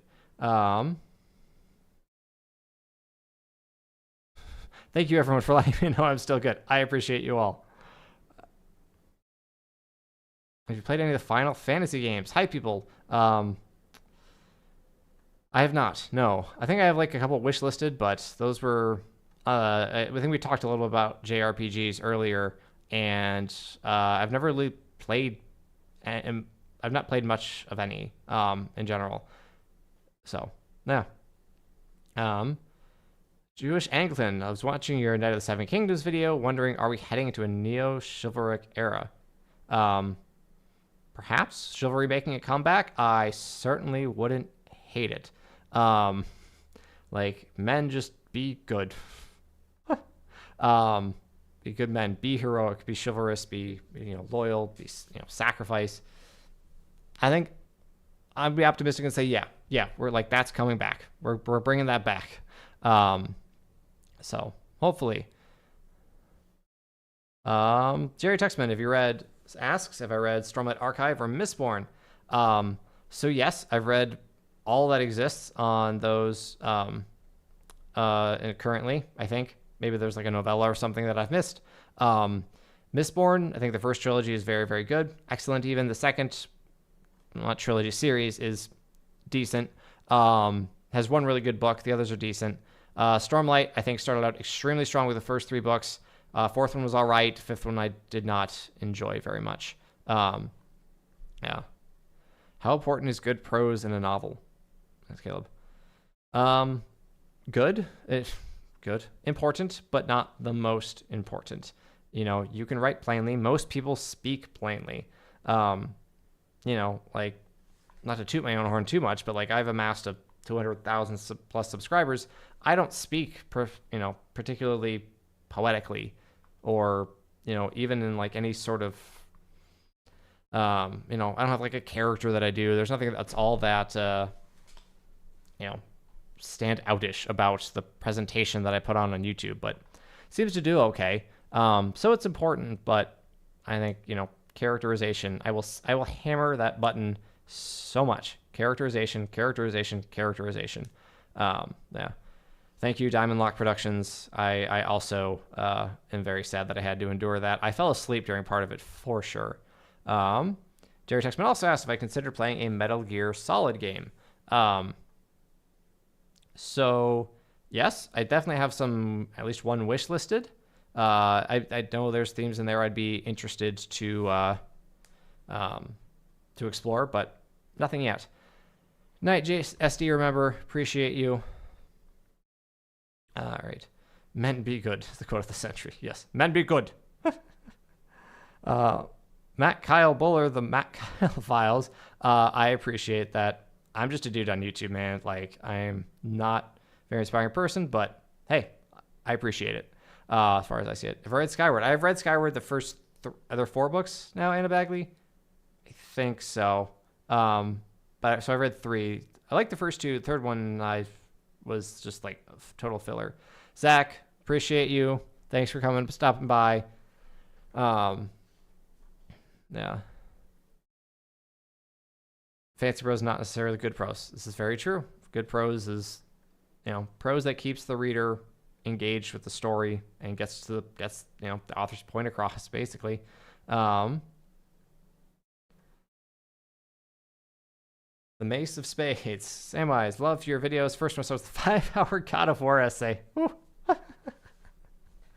It is hilarious to me that there are people who were like introduced to my channel through the 5-hour God of War video or like the 6.5-hour Claire Obscure video. I mean, obviously that's going to happen. And any video that's going to be the first video that people have seen on my channel. But, oh man, being like, I'm impressed and incredibly grateful that you saw this 5-hour video from someone you have never watched before. I'm like, yeah, sure, I'll check this out. Even just clicking on that video is incredibly brave. I know you can click away at any time, and a lot of people do. But I appreciate you. What are some of your favorite movies you haven't talked about on the channel yet? Congrats on 200K. Thank you, Broccoli Animations. So favorite movies I haven't talked about. There are definitely a lot of war movies, honestly. I was really big into war movies, mostly in high school. I still generally love them. But like Saving Private Ryan, Black Hawk Down, We Were Soldiers, all very, very good movies. Miracle, Remember the Titans, sports movies. I've never really talked about those. But I love Miracle so much. I love hockey. Being from Minnesota will do that to you. And being from America, I love America. So it's hockey in America. What's not to like? And I love that in Miracle, they didn't take actors and teach them how to skate. They took hockey players and taught them how to act, because learning to act is infinitely easier than learning how to play hockey, like convincingly on camera, which is fantastic. I remember watching, what's the other sport? Hang on. I'm going to lose all my viewers talking about sports movies now, but you've got me started. There's, it's an older movie. It's the movie that, is it Major League? I think it's Major League, that like Ted Lasso just took their story arc and just applied it to their first season anyway. I think it's pretty sure it's Major League. And it's like whenever someone goes to like do something sportsy, like hit a baseball, it's like cuts away and it's incredibly stylistic. It's obvious they're not actually throwing and pitching the baseball. So yeah. And I like seeing that they actually like do the hockey things in Miracle. It's great. Junior Burger, $5 super chat. Thank you very much. Very generous. Sass, not very familiar with Catholic theology. Can Catholics believe someone as faithful as C.S. Lewis is saved? I mean, you can't like state definitively that he is saved. You can certainly hope for it, right? C.S. Lewis never, it was never like converted Catholic, but yeah, absolutely. I mean, you can definitely like hope for and believe in, God's goodness that, C.S. Lewis, has saved. It's not one of those things where, you're never going to find it's never going to be like a doctrinal statement or anything. But yeah, for more eloquent answers about, that sort of theology, I'm not the best person to answer. This is not my realm of expertise in speaking, unfortunately. That's not really what I focus on. So, you'd have much better luck asking, get a much better and fuller answer from someone like Shameless Popery, Joe Heschmeyer. But I appreciate the question nonetheless. So Grayson J says, in my mind, the long videos show that you're willing to be honest, creative, and think critically, which is a trait modern society seems to lack just a bit. Yeah, there's also if there's a lot to say, there's a lot to say. And yeah. 3 hour Red Dead 2. Okay, the Arthur Morgan video is only like 2 hours, 2.5 hours. It's 2 hours, 2.5 hours. But I do. That one's one of my all-time favorites. So I had an idea actually for this video, which I didn't end up doing. Would have required a lot more prep work than I was willing to put in, to be perfectly honest. And that was to take all my videos and like rank them or put them in a tier list. There's like 150 or so. Yeah, that's yeah, that would have taken. But like I think if I had to like pick my top 10, or if I had to absolutely pick my gun to my head, if I had to pick my favorite video, it would probably be the Arthur Morgan one. In my studios, have I seen The Patriot? I have. It was a long time ago, so I was just talking to my wife about this. July 4th this year is America's 250th anniversary. I thought it might be fun to do like kind of a fun, little bit different video, like top 10 patriotic movies. I'd have to rewatch The Patriot because that definitely would at least be a nominee for that list. So Jerry Tuxman asked, do I have any junk food movies I enjoy? For 1998, Godzilla's supposed to be bad, but I can watch it over and over. Okay, so this is not like a bad movie. It is a good movie, but it's kind of like, I don't know, this is the movie that came to mind immediately as like my very strange comfort movie. Like, why is this your comfort movie? Is The Big Short, which, if you're not aware, is about the 2008 like financial crash, the housing market crash, more specifically about like the investors who like bet on it happening, who like kind of saw it coming and made a lot of money shorting the housing market, which was something that like had never happened before. No one ever made money off that. Housing always goes up. I love that movie. I don't know why, really. I'm not like a financial nerd. I'm not into real estate. Like, I'm not, a particularly big fan of any of those actors, but I like it's very unique in like how it's presented. There was a movie about like the GameStop meme stock surge that kind of tried to mimic Big Short. A few years later, I don't remember what it's called now. It wasn't good. It was clearly trying to like mimic The Big Short and just didn't do very much. Didn't do very well. Yeah, not a good movie. But Big Short, weird movie that I weirdly love. Would you ever be opening to a speaking gig at a seminary? The one I attend, you have a lot of fans. Yeah, absolutely. If it's not in, it should be in my channel header, but hang on.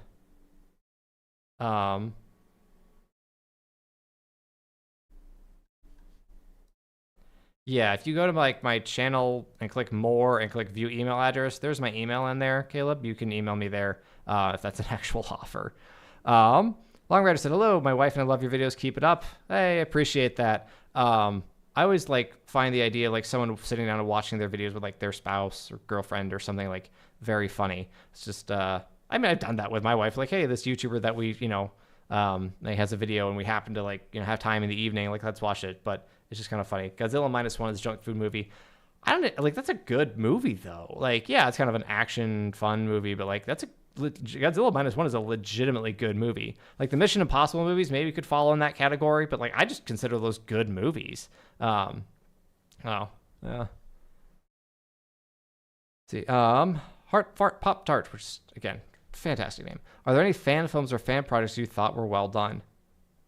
No, I'm not really like, I've never really been into that sort of thing. There's one that I've wanted to watch for a while. I think it's called like Forward Unto Dawn, the Halo fan movie. But I've not yet actually checked that out. So Steven South just hopped on, like videos, appreciate it. Thank you for coming. Dumb Money, that's the movie I was thinking of. Yeah, Dumb Money's not a good movie. The Big Short, it is not. Banana Muffin, what are your thoughts on Sanderson's lesser-known standalone books such as Elantris, Warbreaker, etc.? Also, you played Jedi Fallen Order. Okay, so answer and then story time. So Sanderson's lesser-known books, Warbreaker is actually one of my favorite Sanderson novels. It's easily top 5. Great book all around. So much fun. Magic system's super cool. I really like the characters. The twist at the end is really good. Just overall excellent book. Elantris is good. Kind of, clearly a first book. Trying to think of some other standalones. Is like secret novels. Those were generally pretty good. Yumi and the Nightmare Painter I really loved. So, but yeah, like Ascendan's, standalones are generally pretty dang good. But yeah, Warbreaker, I will recommend to like everybody. Jedi Fallen Order. So this channel started in, I think my first video, I'm gonna look it up real quick, June 21st, 2022. And it is Third Sister versus Second Sister, Inquisitor scenes in Kenobi versus Fallen Order. It's comparing the scene in Jedi Fallen Order where and Second Sister shows up and threatens like the miners or whatever scrappers on this ring there. Cal Kestis, the player character, works. It says like, we know there's a Jedi on this planet. You, obviously. And we're going to kill all of you if you don't, you don't give them up. And in the Obi-Wan Kenobi show, in the first episode, Reva shows up on Tatooine and says, we know there's a Jedi, Obi-Wan Kenobi, hiding nearby, and we're going to kill all of you. And I was like, we watched that first episode. I watched it with my wife. She did not watch the rest of the show. I did. Because I found YouTube stuff to work about it. I can't talk. I found YouTube stuff I could talk about. But I saw that scene in Obi-Wan Kenobi and went, they ripped off Jedi Fallen Order. I've told that story before. I think I told it on the stream. And that's how this all started. I was like, I'm so mad. I got to make a video about this. So they ripped off Fallen Order and did it infinitely worse. So I made a video about it, and that's how this all started. So yes, I played Jedi Fallen Order, played Jedi Survivor, liked both of them quite a lot. So yeah. What movie you wanted to like but just didn't quite do it for you? The themes are good, but the execution is a little rough. Honestly, that's Dune for me. I want to like Dune. I don't know why I don't like Dune as much as everybody else likes Dune. I'm not even saying it's a bad movie. It's not even like saying it's its fault. It just hasn't clicked for me. I don't know. Have you ever watched the TV show Leverage?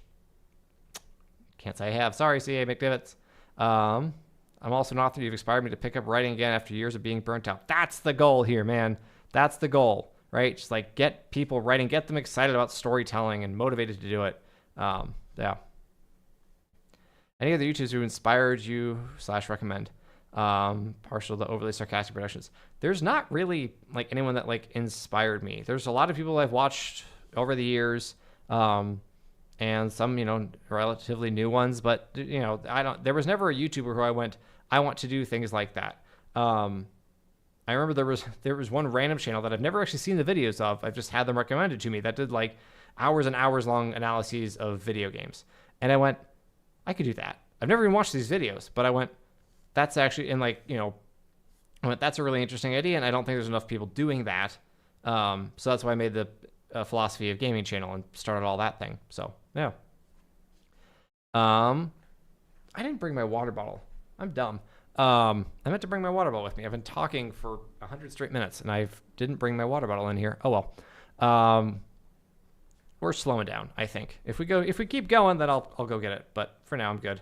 Okay, so Cole Bryan asked, Sam, do you have a sort of long-term vision for your channel / career? Would you do this full time if it made sense? I'll see with the work thing. First off, thank you so much. So honestly, a lot of the long-term vision comes from that philosophy of gaming channel. I know I've mentioned it quite a few times, but I like that channel has an actual coherent. Thank you. My wife just brought me my water bottle because she's the best. But like that channel has a specific vision, right? It has an audience in mind. I know who I'm making videos for. I didn't really have that with Master Samurais. I kind of, and still do, just kind of make the videos about more or less whatever I want to talk about, and that's fine. So long as it's like generally, meaningful stories or, kind of, if I make a video about Star Wars or Avatar or Lord of the Rings, I can kind of make whatever and it'll do okay. But with the philosophy of gaming, it's like, okay, these are videos about good games, meaningful games, often philosophically rich games, right? And they're long videos, and so the audience is people who have patience, who like just kind of this long form discussion, and who like find meaning in video games, right? So like that has a so I have a very targeted audience, so like that'll help that growth a lot of that channel. I think it's at under 5,000 subs so far, and slow growth because I have to play the game, think about the game, outline, write a script, record, edit, It all takes a very long time. Pragmata is not a long game. It still took me a long time to make that video, and I was just working on that for like 2 straight weeks. So would I go full time if this made sense? Absolutely. Absolutely. Hopefully the book novel's part of that, but that's something I want to do more because I want to tell that story as opposed to like, this is will make me money. So Freehold Notification asked, are you going to play Subnautica 2? Well, I've yet to finish Subnautica 1. So I'd like to. I like Subnautica. Very different type of game, but probably not for a while. I actually like Leverage. I'm sure I would. I'm sure I would. There's so many. I'm like, yeah, I like that. Long form movie game analysis. Mahler. Yeah, I haven't seen a ton of Mahler's stuff. I remember I watched it was a while ago. I made it even longer ago. Is 10-part video on rebutting someone else's rebuttal of a critique of Dark Souls 2 or something. And I have a lot of respect for the patience to go into that insane level of detail and just work on a project for that long. I don't think I could work on a single video for that long, or a single project for that long. I made a 6.5-hour video on Clair Obscur, but the patience of that man is unreal. The amount of time he must spend editing. That's whatever else. Let's think of Mahler or whatever. That's incredible. Stupid question. There are stupid questions, but this one isn't. If you could have any superpower, which would you choose? Dude, super speed. If I could as long as I could type accurately and my thinking was up to speed, super speed, just get more stuff done. But that probably would be good for me. That'd just be rushing everywhere. So I don't know. I know my wife would choose Elastigirl powers, just be able to reach over, grab the baby before he falls off, the step, and while still being able to reach and cook dinner. Definitely, but super speed would be great. I don't know. Just seems incredibly useful as long as you don't let it, rush you too much, Really enjoy. J.R. Ramos says, really enjoyed Republic Commando video. Yeah. Do you have a favorite Mandalorian and or clone trooper? Congrats on 2 candidates. Well, thank you, J.R. Ramos. Appreciate that. I'm actually drinking my water now. So my wife brought it to me.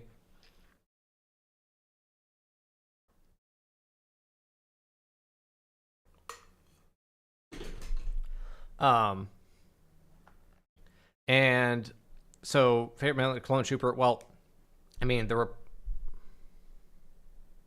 the Republic Commandos themselves are gonna be my favorites. Sev, Scorch or Sev. It's hard. It's so hard. Choose between dude, funny guy who loves blowing stuff up and super, steely badass sniper man. Love those guys. In terms of clones from Clone Wars, my favorite arc in all of Clone Wars is Fives, orders discovering how Order 66 and the chips. Even though I will forever maintain, and feel free to argue with me about this. That's fine. You can argue.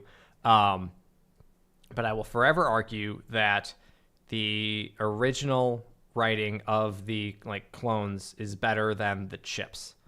I will say the clones just they're bred right to be docile, to be obedient. So it makes sense to me that they would obey Order 66 without any sort of biochip in their head forcing them to, right? If you read the Republic Commando books, which are in between the helmets up there, they're not the best quality of writing by any means, but they're fun. And they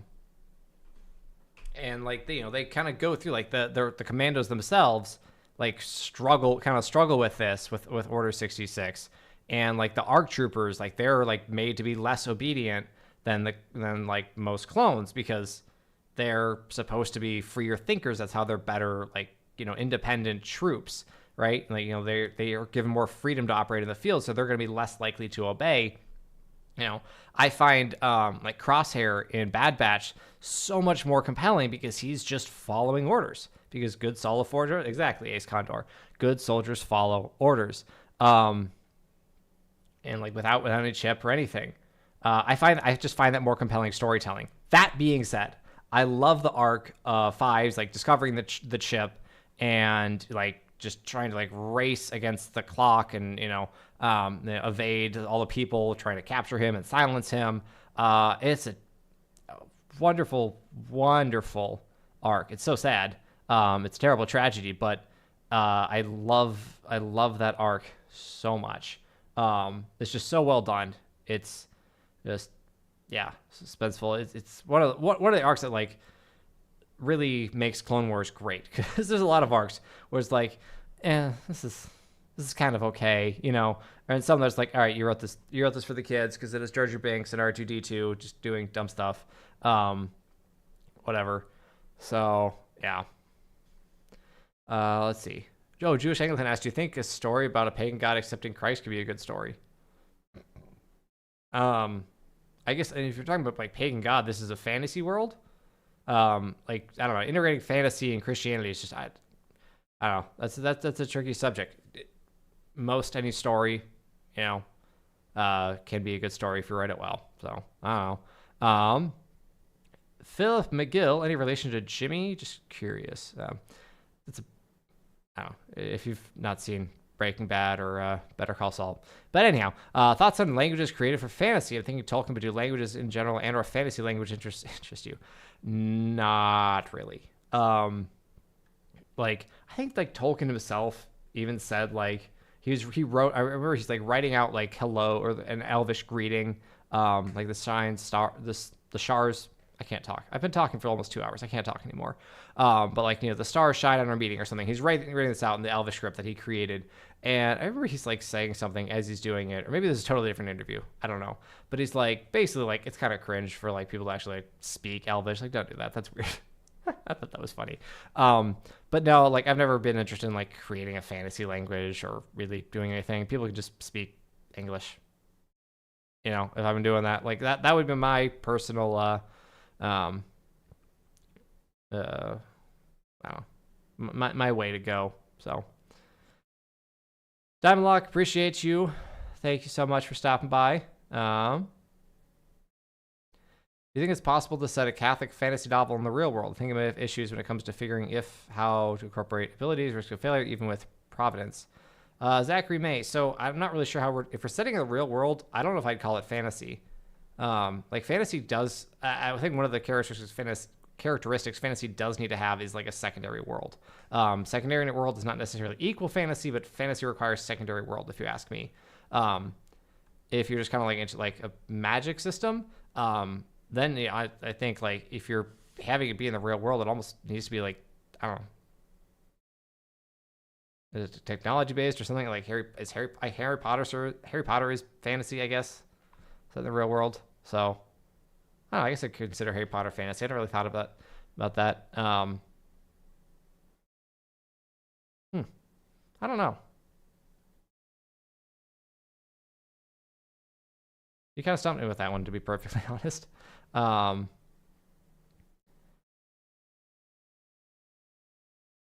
dad's watched all the Star Wars movies. He absolutely hates the prequels because he thinks the prequels make the Jedi out to almost be bad guys. Myself. So I don't think they make them out to be bad guys per se, but they definitely make them out to be flawed. And that's very purposeful. Right? Where they're like, you know, they're bureaucracy. Bureaucracies suck. So, you know, less than competent, sure. Idealistic, but not very good at their jobs, yeah, maybe. But overall, like, I don't think they're bad, just, you know, less than ideal. Well, and I don't really mind them for that. Ethan Fagner said, do you think there's a difference in wanting to make something the best it can be in the amount of time taken to do a project like the one mentioned for a Dark Souls dissertation? Yeah, so especially at YouTube where, like, you know, if you don't upload for a while, you might be forgotten about. Some people can get away with it. It depends on the kind of the community you create, and you know, if your audience is going to come back even if you haven't uploaded for a year. There are channels that can do that. I can't. It's just, or at least I'm not willing to. So if, you know, people are different. Some people are just perfectionists. Like they need to get that script as tight as it possibly can and get the editing as crisp and, you know, as engaging as it possibly can be. I'm not really one of those people. And, you know, to some extent, I could be that a little bit more. but like I got a lot going on. I got a lot of like videos I want to make, a lot of games I want to play and make videos about. So I'm kind of just like, I will do my best to kind of chuck it into the ether to make it good and chuck it into the ether, and so we go. Off we go. Fenrir Lives, the name. $10 super chat. Thank you so much. Just wanted to show some love. I appreciate your videos and love the first chapter of Handmaid's Crown. I can't wait to read others. I hope you have a great evening. Well, thank you so much. Appreciate that. Handmaid's Crown is my novel, the name of my novel, by the way. I haven't posted the 4th chapter on my Substack. I definitely was supposed to like 3 weeks ago.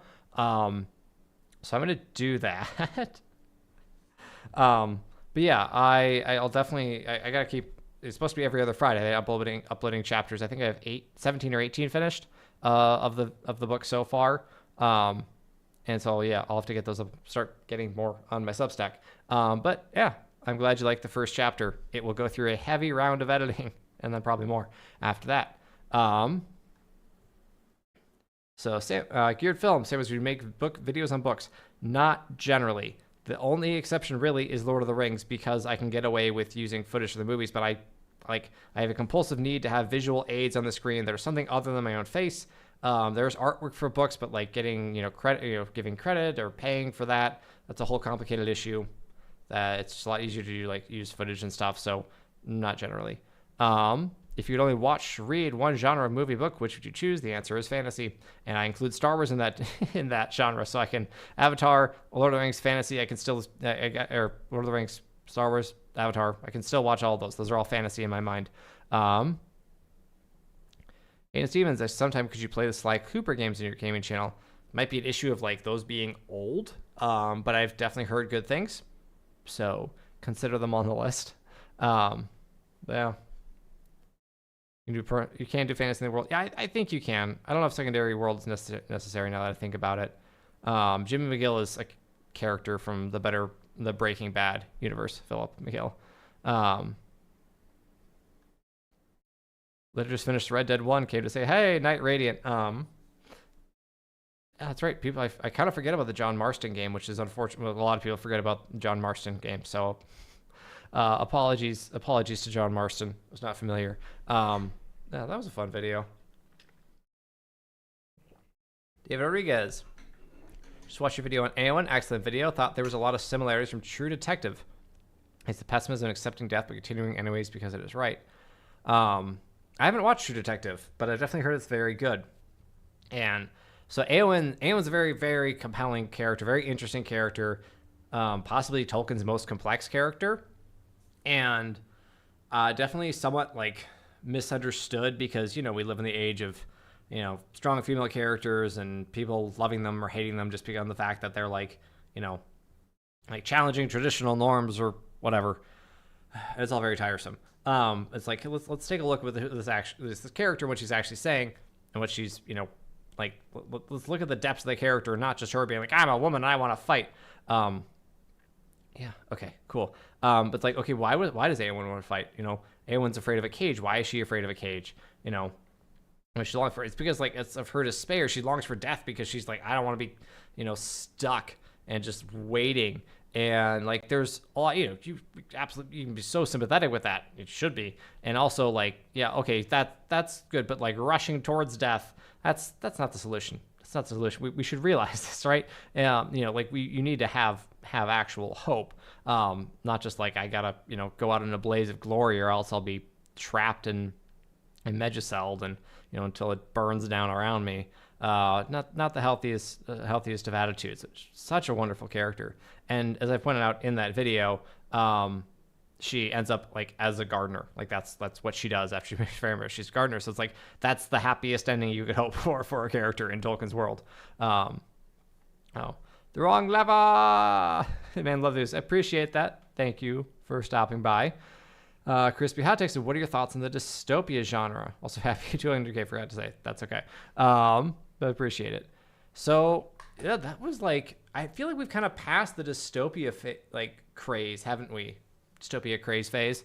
We had Hunger Games and like a ton of like teen dystopia. There was like the someone else remind me of what other dystopian like novels and stuff. Was Maze Runner one? I feel like that was something. But yeah, there were just, like so many dystopian novels and um, like movies and stuff. Um, I don't mind dystopia like as a genre. Um, I think there can be a lot of good found in that because like okay, rebuilding from the ashes and trying to sort through the the wreckage of humanity and find something worth preserving still. Um, so I don't have a ton of thoughts on the genre as a whole. That's pretty much that. Um, Ezekiel Philly said, Ezekiel Ellis, in Arcane, would you say there was a good side built over Zon? Would you say Jinx at the end of season one did a good thing by starting a war to hopefully allow for justice for Zon, just for Zon through war? So I would not say Jinx did a good thing. She's insane. It's like starting a war, certainly in that manner, like not a good thing to go, try to blow up a bunch of people who are, not combatants. Is there a good side built over Zon? I mean, I definitely don't think the show thinks there's a good side. Like they're good people, they're bad people.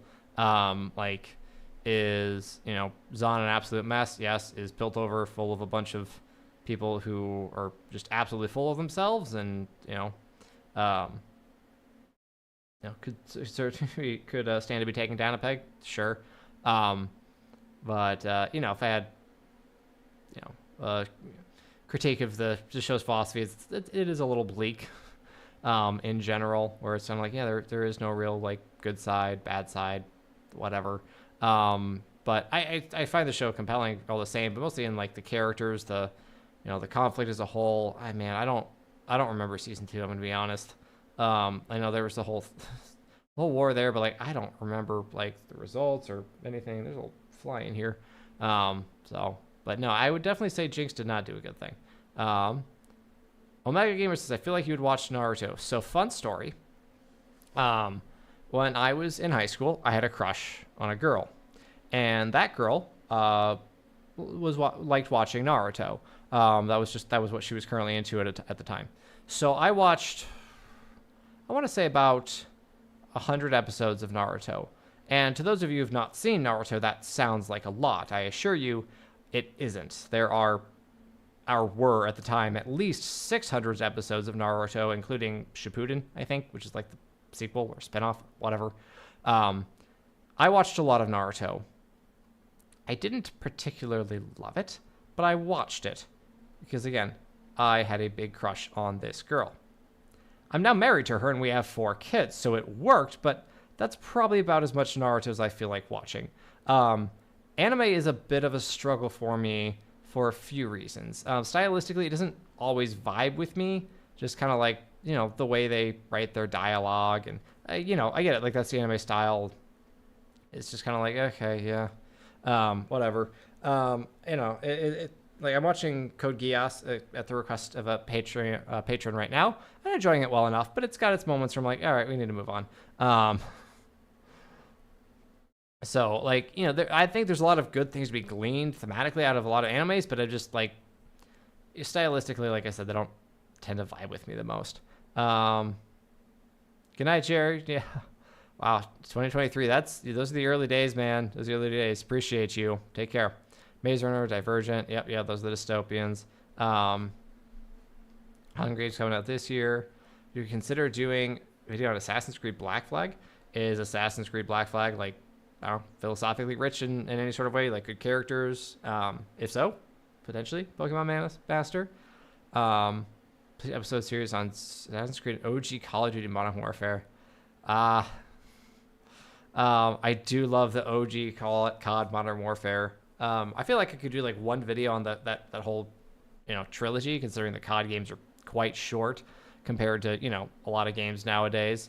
Those were good games, man. Like those are just good solid games. I did love the I how old was I when like those games were coming out?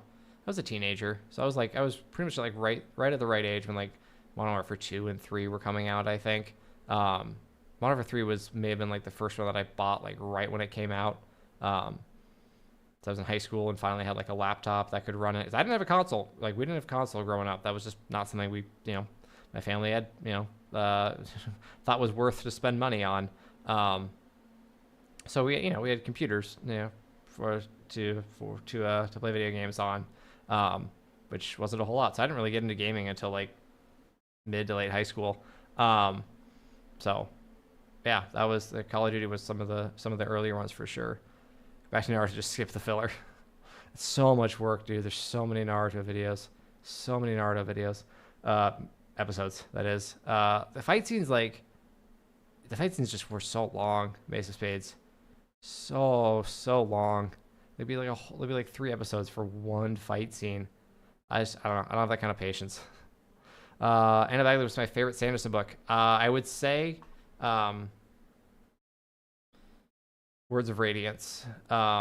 Followed pretty closely by Warbreaker, maybe. I mean, I love Way of Kings, Well of Ascension. But like Warbreaker is very good.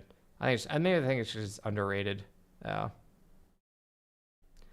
It's 10 when I played COD for the first time being Modern Warfare 2. That's an intense experience, man. Oh man. Call of Duty. It has it's not quite what it used to be.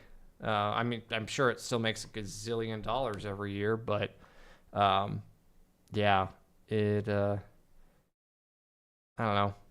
It used to be at least kind of somewhat original, somewhat interesting. Felt like it was trying to tell some actual story. Yeah. Should I say Death Note or Cowboy Bebop? There's like 28 episodes. Anime is really good. Yeah, so I mean, like, Code Geass is not long. It's 2 seasons, 25 episodes each. They're not long, so that's pretty good for me. Death Note, yeah, I've heard both of those are very good, so definitely have to check those out at some point. But yes, that would be helpful. Vinland Saga is another one. I have the video on Askeladd from Vinland Saga that I made. So that's which I definitely need to make another video about like Thorfinn himself. I talked about Thor's in like my Great Men Are Gentle video too. So yeah, I've made a couple of videos at least talking about someone in Vinland Saga, which is very good. Yeah, the Rohirrim anime movie, I did make a video about that. I did not like it very much, Philip.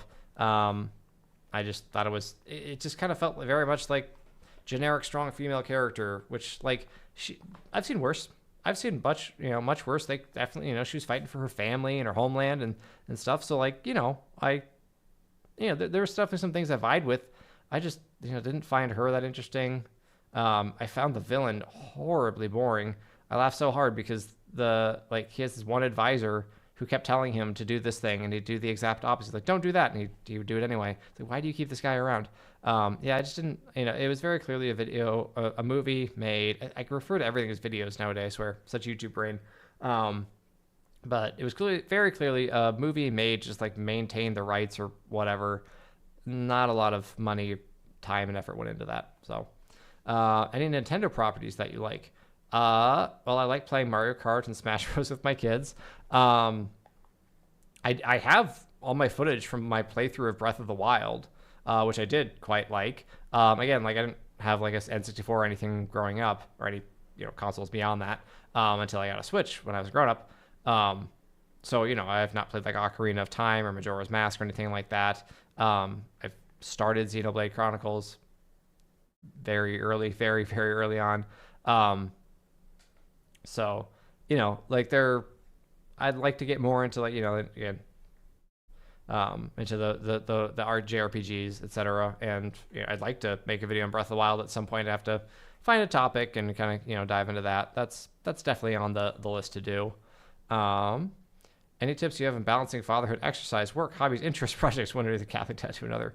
Yeah, honestly, lately I've been prioritizing exercise more than I used to, and it's very helpful.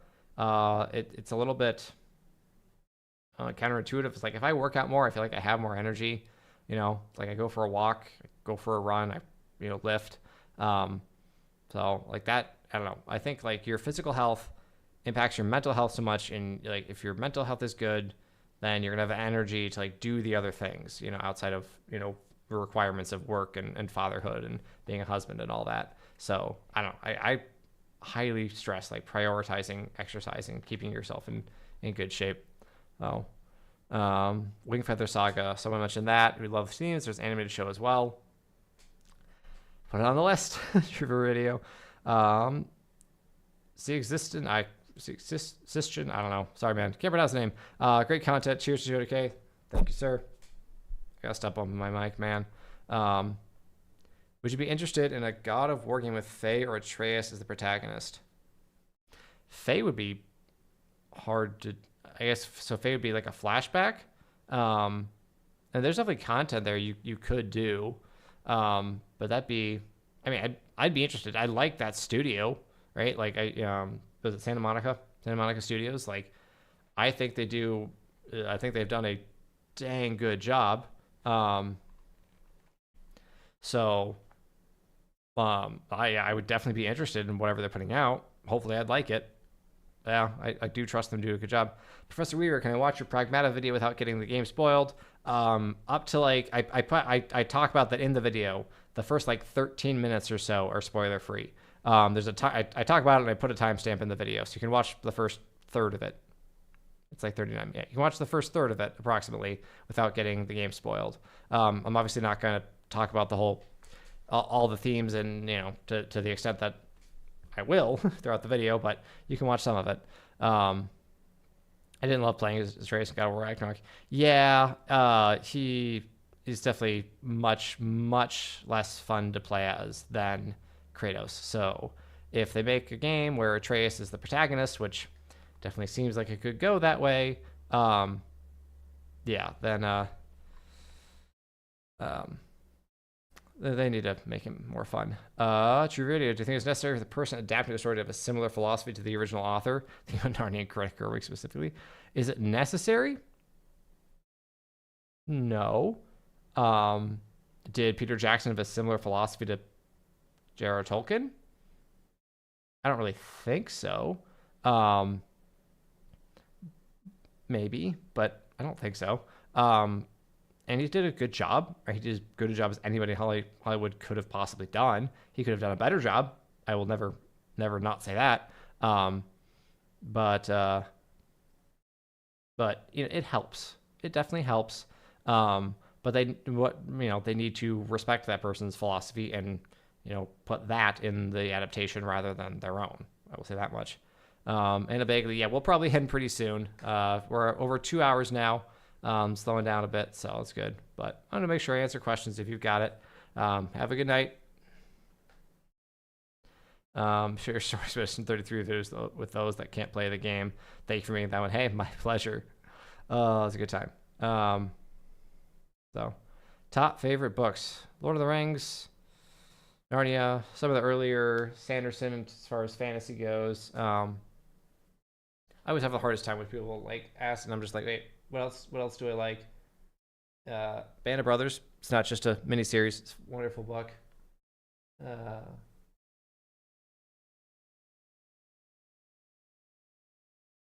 far as like what I'm reading to my kids right now, I'm reading them Redwall, which is a great time. I used to be really into Tom Clancy books. Not that they're all. I mean, they're good from like kind of a technical perspective. Those were fun. Yeah. Lots of good C.S. Lewis, too.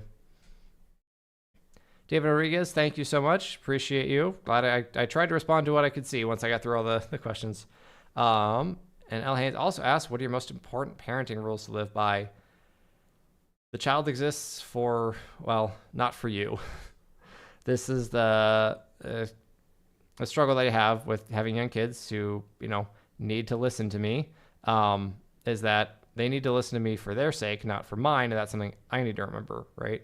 Whether it's just like getting dressed or eating or whatever, like this is for their good. And I need to remember that. It's not just so like I can feel good because I have obedient children. Parenting for the sake of the child is, that's like a very basic philosophy, but it's so incredibly necessary. Ranger's Apprentice I have not read. Do you think you'll talk about the Harry Potter show? I doubt it, Trivia Radio, just because I'm not really a Harry Potter fan. I like it fine. I liked it fine when I read it. But I put it this way: I read 7 books. I watched 7 movies. I have no interest in rewatching any more movies. I have no real interest in watching like the show. It's not really on my radar. What do you think about doing another arcade video? Well, Darth Tater is taken. I'm sorry to hear you couldn't get your preferred username. If I have something that comes up that I think is relevant, I would do it. Arcane's kind of fallen out of like the conversation, I feel like, broadly, especially after season 2, like just murdered it. So yeah, I don't know. Like the last one that I did on Arcane, the last video that I did, absolutely bombed. So that didn't really inspire confidence. But yeah, recommend Fablehaven for kids. Okay, I'll have to look those up. Because I do like books for kids, especially good books. Yeah. Project Hail Mary. I have it on my shelf or on my dresser, Betty Adams. That doesn't mean a whole lot. I have a lot of things on my desk and dresser and shelves. But we'll get there. Top marriage lessons you learned. Be grateful. That's, yeah. A friend of ours who, like, she came over for dinner and I think commented to one of our friends later. It's a very nice thing. But, it's just kind of things like Sam and his wife were like, all like constantly saying thank you to each other. It's like, it was super wholesome, but also really kind of annoying. And it's like, that's like my wife and I say thank you to each other constantly. So if like you lead with gratitude and just like you're grateful you're married, like that's, yeah, kind of a big deal. I've not seen Primal. What is Primal?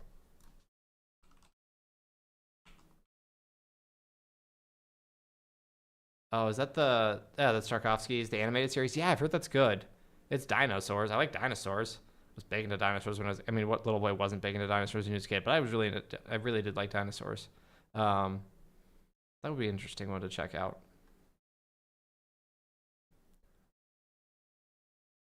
Like Fire Emblem, yeah. I heard Fire Emblem's good too.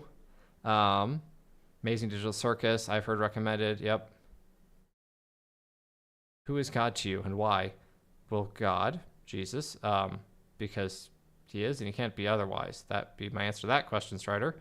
Not really sure how else. What stories do you enjoy that you haven't had a chance to cover on this channel yet? Ooh, that's a tough one. Okay, so what's my list? Hang on. What have I not talked about yet? So the Nolan trilogy. Yeah, that's a big one. I really want to make a video on like Batman's arc and stuff and the Nolan trilogy.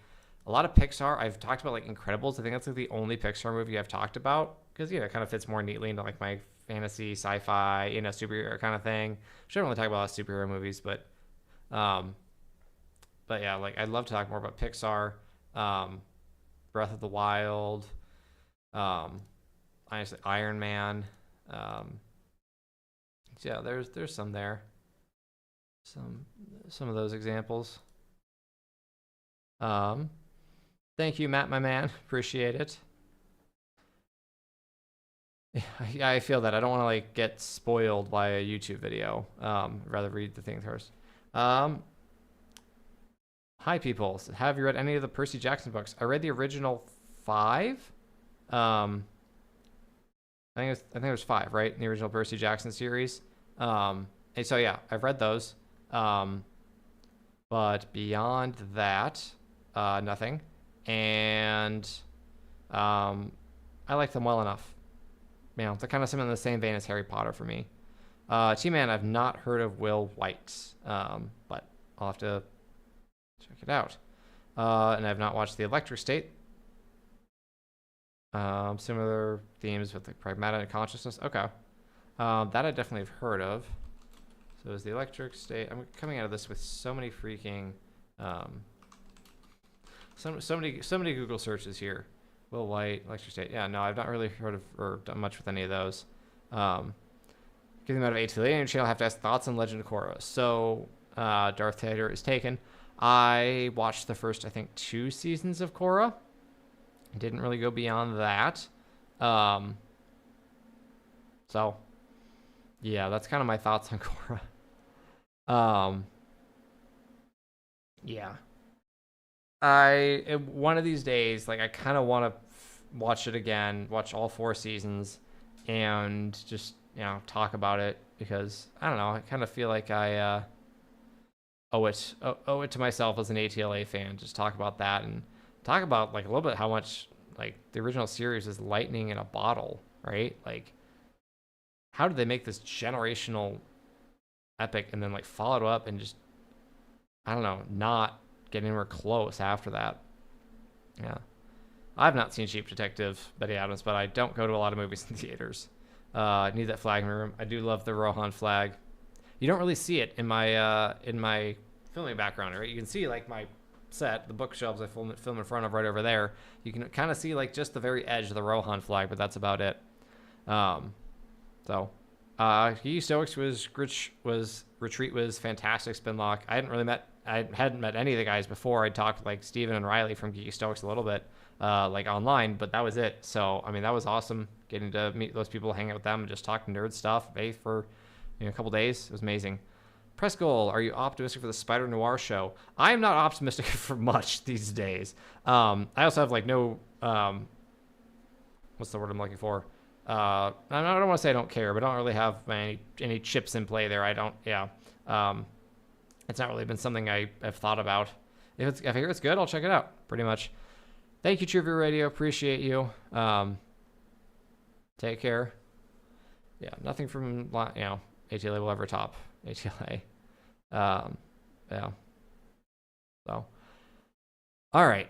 I have been talking straight for almost 2.5 hours, so I am going to go to bed very soon here after I have a little bit of just me time where I don't talk at all and just kind of sit and relax. So, thank you for 200,000 subscribers. Thank you for being here. Thank you for your questions. Thank you for all your generosity. Pilot Solaris, would I be interested in playing Warframe? Not at the moment. I didn't realize Warframe had a story. But hey, like the whole idea of the philosophy of gaming channel is that there are just like a zillion games out there and I'll never run out of content. So you never know. But yeah. Again, I appreciate you all. This has been super fun. I kind of would like to stream more. I've said this in the past, like, oh, maybe like a weekly Tuesday night stream, but I always get busy editing and stuff. So, but if you do see more in the future, don't be super surprised. This is always a good time.